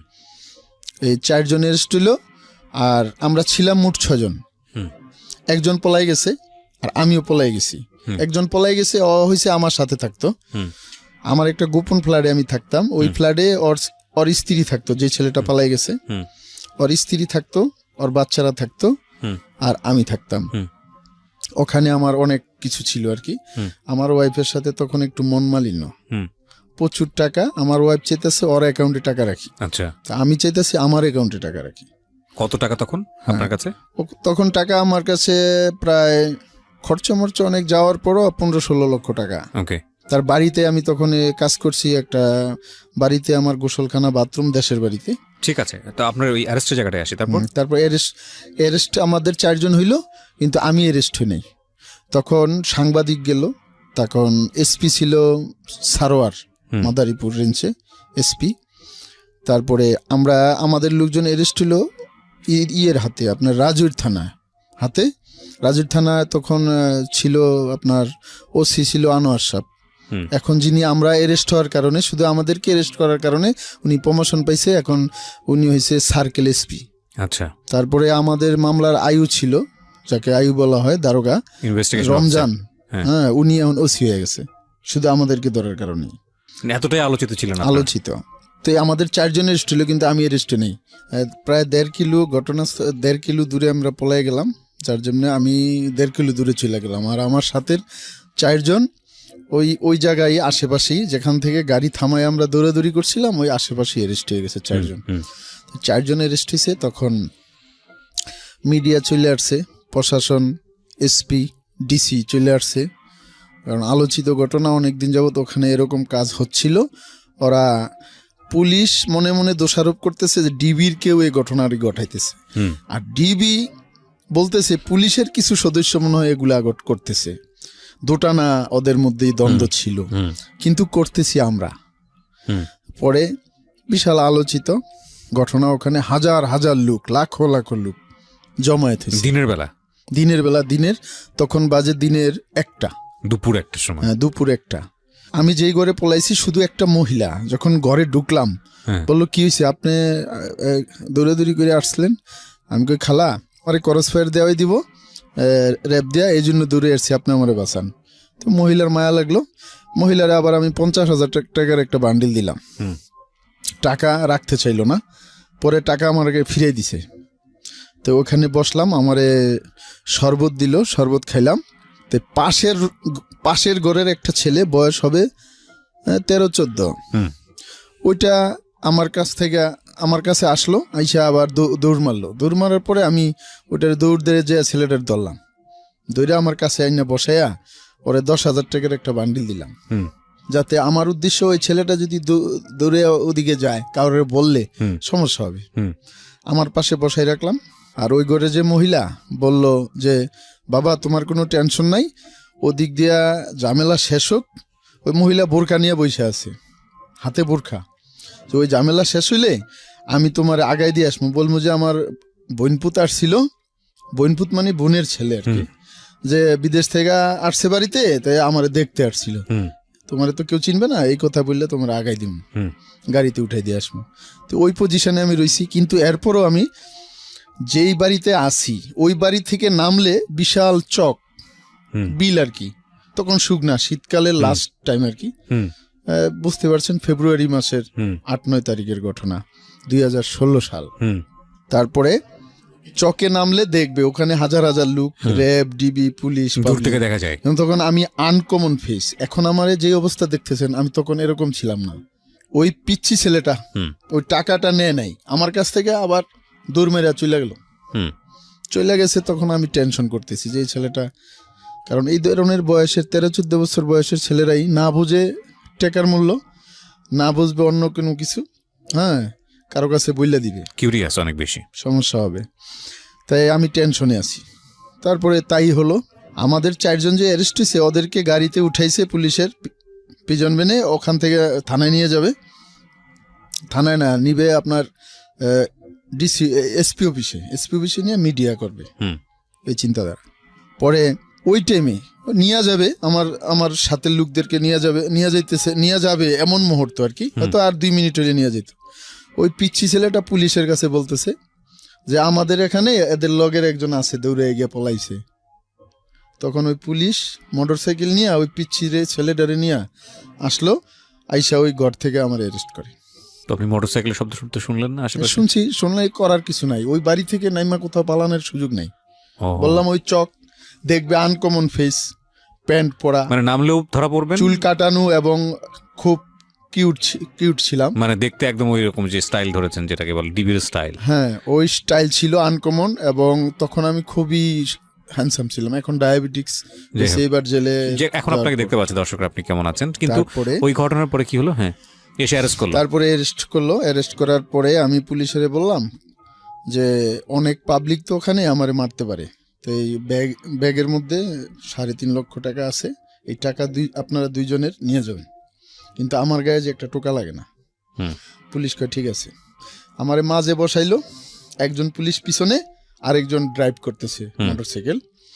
তো আমি মাঝখানে বসলাম, হ্যান্ডকাপ লাগাইছি, কিন্তু হ্যান্ডকাপটা কয় ডাইকা রাখো, ওই যে ব্যাগটা আছে না, আমার সাথে যে একটা ব্যাগ ছিল, ট্রাভেল ব্যাগ ছিল, ওই ব্যাগটা সহ আমি হ্যান্ডকাপ এভাবে ডাইকে রাখছি। আমারও মনে হয় যে পুলিশ, পাবলিক তো জানে না। আমরা ওই গাড়িটার সামনে, আমাদের গাড়ির সামনে নিয়ে থামামো, তুমি তখন লাভ দিয়া আমাদের পিছনে গাড়িতে উঠা লইবা হ্যান্ডকাপ অবস্থায়। আমি ওইভাবে ওরা হুন্ডা নিয়ে নিল, কেউ বুঝতে পারে না যে এটা আসামি। তখন আমি ওই গাড়ির কাছে যেই লাভ দিয়ে গাড়িতে উঠে গেছি। আমার আর কোনো একটা টোকা খাই না, কিন্তু আমার লোকজন মার খেয়েছে, অনেকের মাথা ফাটছে। হয়তো আপনি সময় টিভিতে দেখলে দেখতে পারেন। আপনার কি হলের পরে নিয়ে যাওয়ার পরে তারপরে নিয়ে গেল এসপি অফিসে। তখন ডিসি উপস্থিত, ডিসি এবং এসপি বলতেছে, মানে সবার অ্যাড্রেস, বাড়ি, ঠিকানা টাকানা সব তো লিখতেছে, মামলাও লিখতেছে, বিভিন্ন মিডিয়া ওখানে গেছে, তারপরে র্যাব, ডিবি বইরে গেছে, আরো রাজনৈতিক নেতা টেতা অনেক।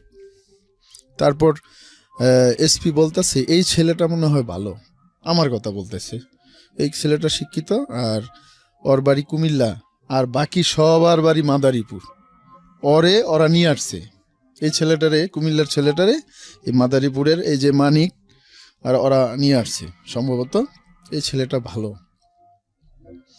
তো আমি মনে মনে বলি, আসলে তো আমি ভালো না, পাপ করছি, নাহলে এখানে কেন আসবো, ক্রাইম জগতে কেন যাবো। রাইট। সবারে মারধর করলো, সবারে 2-3টা করে বাড়ি মারলো। আর বরিশালের যেটা, ওরে বিকট দেখা যায়, উঁচা লম্বা টল ফিগার দেখা যায়, মনে কর ডাকাত ওরকম মূর্খ লোক। এই ওরে মারলো প্রচুর। কেন মারলো? ও একটা উহু শব্দ করে না, চোখের পানি তো নাই, কোনো শব্দ করে না, আপনাদের সামনে, সবার সামনেই মারছে। হ্যাঁ, প্রচুর। 3টা বেত ভাঙছে ওই বরিশালের লোকটা, গেন্দু মিয়া নাম।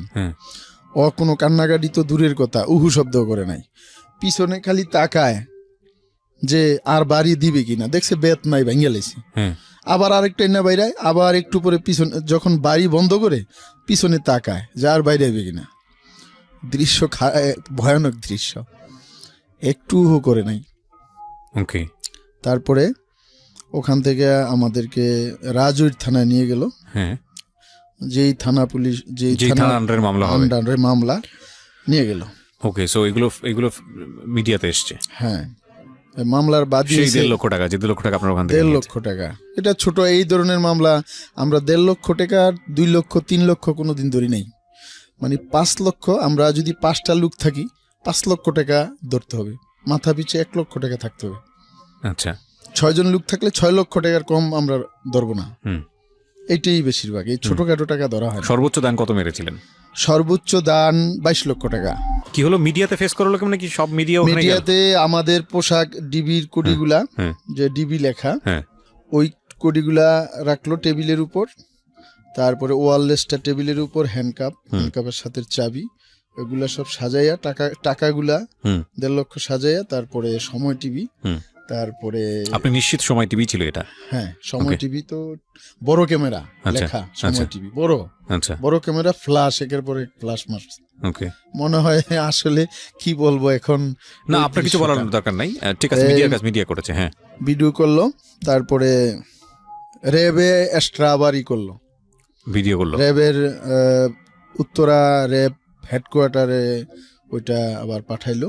একটাই আমরা নিয়ে গেল থানায়, সদর থানায় আবার 2টা মামলা করছে এই ঘটনা মাদারীপুর সদরে। এই ঘটনায় না, আগে 2 জন লোকের টাকা নেওয়া ছিল, ওরা কমপ্লেইন করে রাখছিল, জিডি করে রাখছিল, ওরা এসে শনাক্ত করছে, আমাদেরকে চিনতে পারছে। আচ্ছা, ওকে, চিনতে পারছে। আমরা জেলে পাঠাইলো, জেলে ঢুকতে দেরি, হাজার শয়ে লোক দাঁড়ায় আছে আসামি আমাদেরকে দেখার জন্য। মানে আগেই পেপারে আমরা তো একদিন পরে পাঠাইছে, কিন্তু এরা আগেই একদিন যাওয়ার পরে পরের দিন রাত্রে সন্ধ্যায় আমাদেরকে ওই কোর্টে উঠাইছে, রিমাইন্ড আবেদন করছে, তারপরে আমাদেরকে রিমাইন্ড পাস করাইয়া, রিমাইন্ড নেয় নাই কিন্তু জেল হাজতে পাঠাই দিছে। আচ্ছা, কারাগারে, মাদারীপুর কারাগার। ওকে, ওই মাদারীপুরের লোকজন দাঁড়ায় আছে দেখার জন্য। হ্যাঁ, মাদারীপুরের লোকজন মানে জেলখানার আসামি যারা আছে, যেখানেরই সব দাঁড়ায় আছে দেখার জন্য, কারণ এরা আগেই পেপারে পেয়ে গেছে।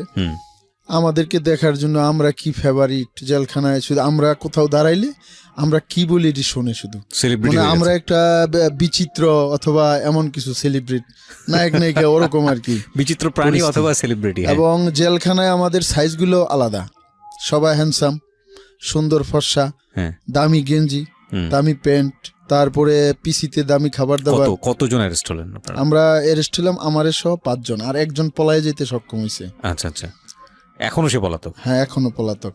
ওকে। আর ওর নামে মামলা হয় নাই, ওর নাম আমরা বলি নাই।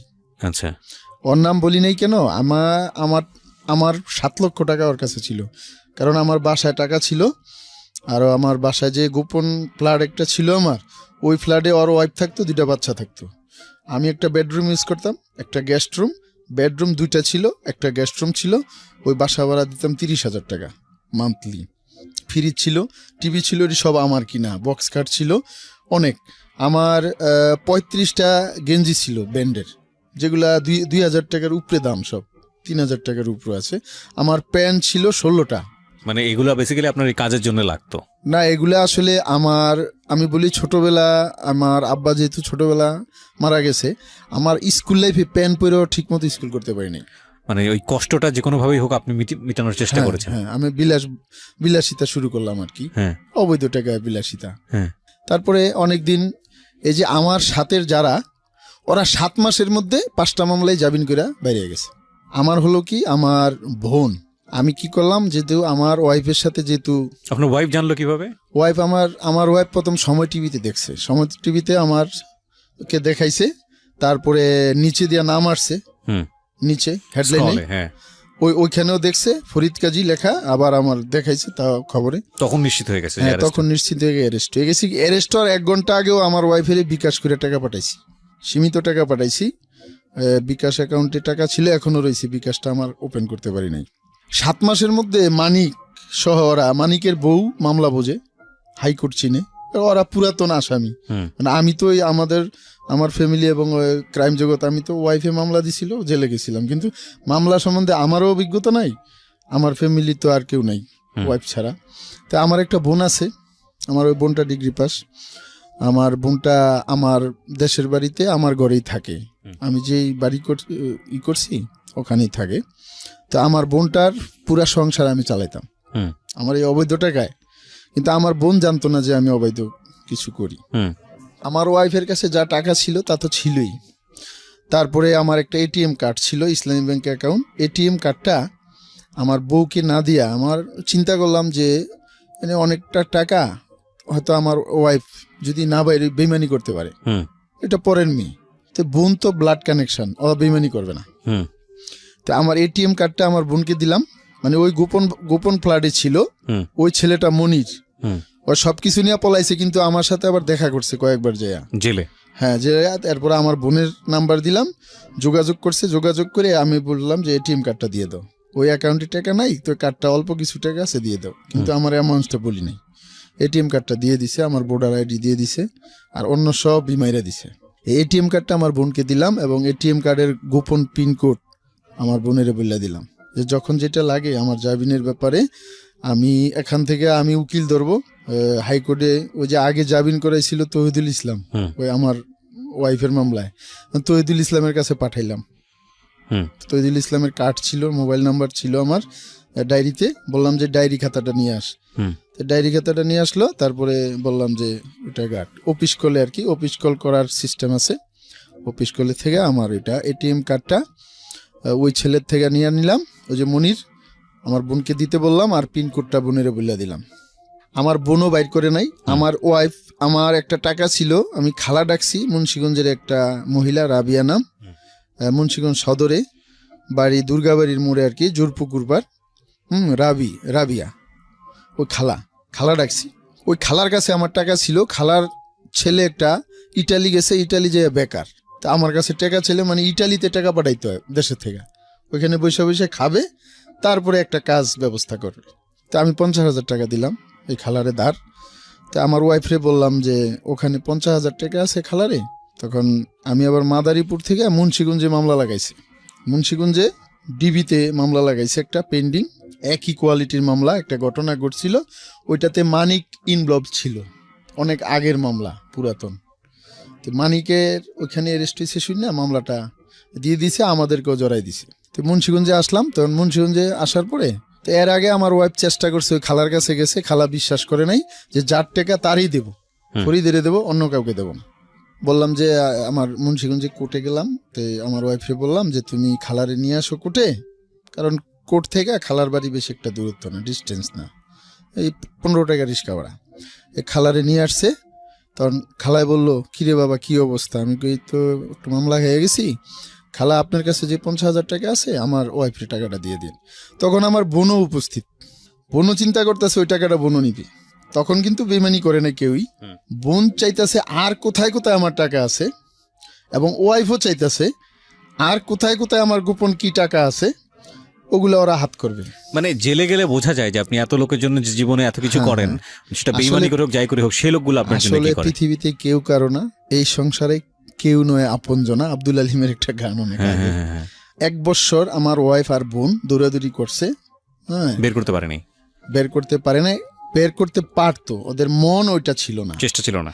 আমি যা ডিরেকশন দিতাম ওটা তা করতো না। আমি অনেক কষ্ট করে হাইকোর্টের জন্য কাগজগুলো, আমার মামলার কাগজগুলা করে দিছি, হাইকোর্টের একটা ব্যারিস্টারের নাম্বার দিছি, যে ওখানে এই কাগজটা জমা দিলেই, হাইকোর্টে এই কাগজটা জমা দিলে এটার সাথে 5,000 টাকা জমা দিবে, আমার জামিন হয়ে যাবে।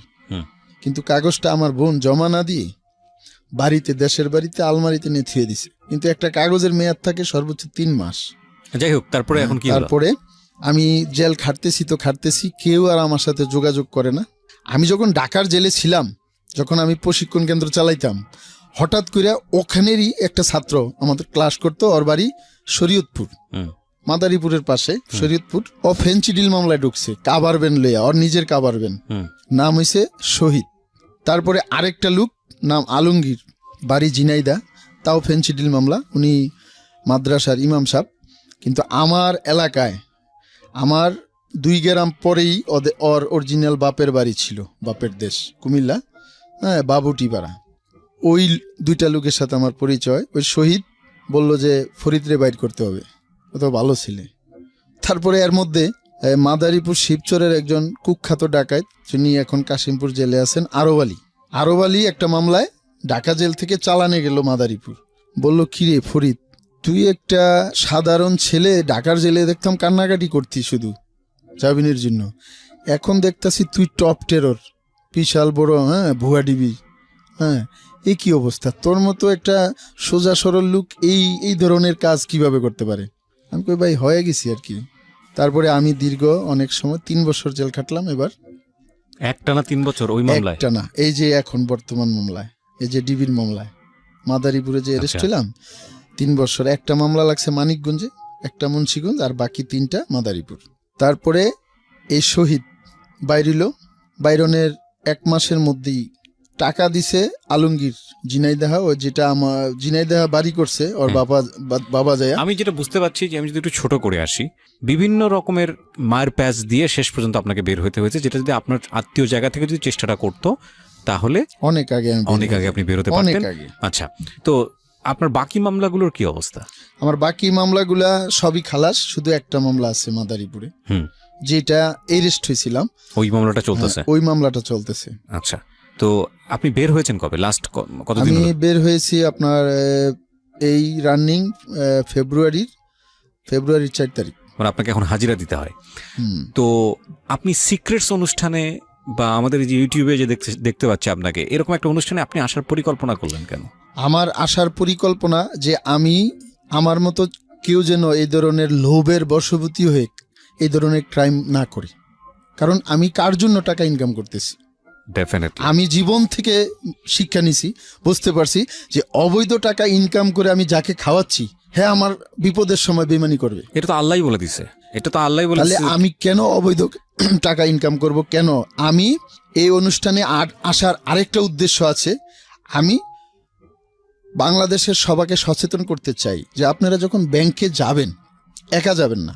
দেখা গেছে একজন নিজের টাকাই উঠায়, আমরা দেখি সাধারণত ব্যাংকে যাইয়া টাকা উঠায়, আমরা তো ফলো করি, আপসে করে টাকা নেয় 8 লাখ 10 লাখ। একটা সিঙ্গেল লুক, একটা কম দামি লঙ্গি পরে, ছিঁড়া একটা পাঞ্জাবি পরে, একটা ব্যাগ নেয়, বাজারের ব্যাগ, ওটাতে কিছু সদাইপাতি নিয়ে টাকার বান্ডিলগুলা ঢাইকা চোরের মতো আপসে যায়। কিন্তু আমরা তো দেখতেছি কয়টা বান্ডিল, কয় লক্ষ টাকা। আপনি যেই কোনো সময়, আমি সবাইকে এটা করতে চাই, পাবলিশ করতে চাই যে কোনো দিন একা যাবেন না, 5-6 জন যাবেন ব্যাংকে। আমি তো এই কাজ আল্লাহ আমাকে আর কোনো দিন করাবে না, কিন্তু এই কাজ আমি বাদ দিলে কি হবে? যারা আমার মতো ফরিদ তৈরি করে এই কাজে নেয়, অনেকে সরকারি চাকরি থেকে বিতাড়িত, পুলিশ বিভাগ থেকে চাকরিচ্যুত হয়েছে, সাসপেন্ড, সেনাবাহিনী থেকে চাকরিচ্যুত হয়েছে, ডিবি থেকে সাসপেনশন হয়েছে। ওই ধরনের লোকেরাই এই ধরনের টিম তৈরি করে এই ধরনের কাজে নামায় আমার মতো অনেক ফরিদ। আমি ছেড়ে দিলাম, কিন্তু এগুলো শেষ হবে না, থাকবে, ক্রাইম থাকবেই। ওরা এপিসোড।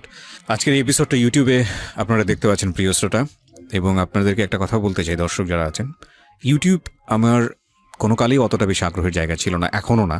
কিন্তু মানুষ যেহেতু এই সোশ্যাল মিডিয়াগুলোতে একটু সময় দেয়, আমি স্পেশালি কিছু এপিসোড করতে চাই ইউটিউবের জন্য। এবং আপনারা জানেন যে আমাদের ফার্স্ট এপিসোড ছিল হলো মালয়েশিয়ার জেল জীবন নিয়ে, এবং সেখানে কি ভয়ঙ্কর কিছু ইনফরমেশন ওখানে উঠে এসছে। আপনারা যারা এপিসোডটা দেখেছেন তারা জানবেন। আজকে এরকম একটা এপিসোড হবে আমি চিন্তাও করিনি প্রথম দিক থেকে। তো যাই হোক, এটা একটা বিশাল মেসেজপূর্ণ একটা এপিসোড। উনি যে সাহস করে এসছেন এটাই বড় কথা। তবে আমি আবারও বলছি যে এই এপিসোডটি কোনোভাবেই ওনার মামলা কেন্দ্রিক কোনো ডকুমেন্ট হিসেবে যাতে কেউ ইউজ না করে, ওনার স্বীকারোক্তি হিসেবে যাতে ইউজ না করে, এটা আমরা সেভাবে প্রচার করিনি। আমাদের জায়গা থেকে উদ্দেশ্য ছিল যে ওনার ভুল বুঝতে পারা এবং মানুষ সচেতন করা, এটা একেবারে চোখে আঙ্গুল দিয়ে দেখিয়ে দেওয়া, এটা হচ্ছে বিষয়। মানুষ যেন সচেতন হয়, উনি যে কথাটা বললেন আমাদেরকে। তো এখন আপনি কি করছেন? পেশায় কিছু করছেন? এখন আমি একটা টেক্সটাইলে চাকরি করতেছি, ছোট চাকরি, বেতন অল্প, এটা নিয়ে আমি সন্তুষ্ট, এবং আজীবন মৃত্যুর আগ পর্যন্ত ওইভাবে সৎভাবে আমি জীবনযাপন করতে চাই। জি, আমরাও দোয়া করি আপনি সৎভাবে জীবনযাপন করুন, কারণ আমরা বিশ্বাস করি আমৃত্যু এক একটা মানুষের মধ্যে সম্ভাবনা বেঁচে থাকে। যে মানুষটা সারা জীবন খারাপ কাজ করেছে, আল্লাহ তাকে ক্ষমা করুক, এবং ওই মানুষের মৃত্যুর আগে অন্তত 1 মিনিট হলেও যদি একটা ভালো কাজ করার সম্ভাবনা পায়, তাকে সেই কাজটা করতে দেওয়া উচিত। তো আমি এটাই বিশ্বাস করি আমার এই অনুষ্ঠানের মধ্য দিয়ে।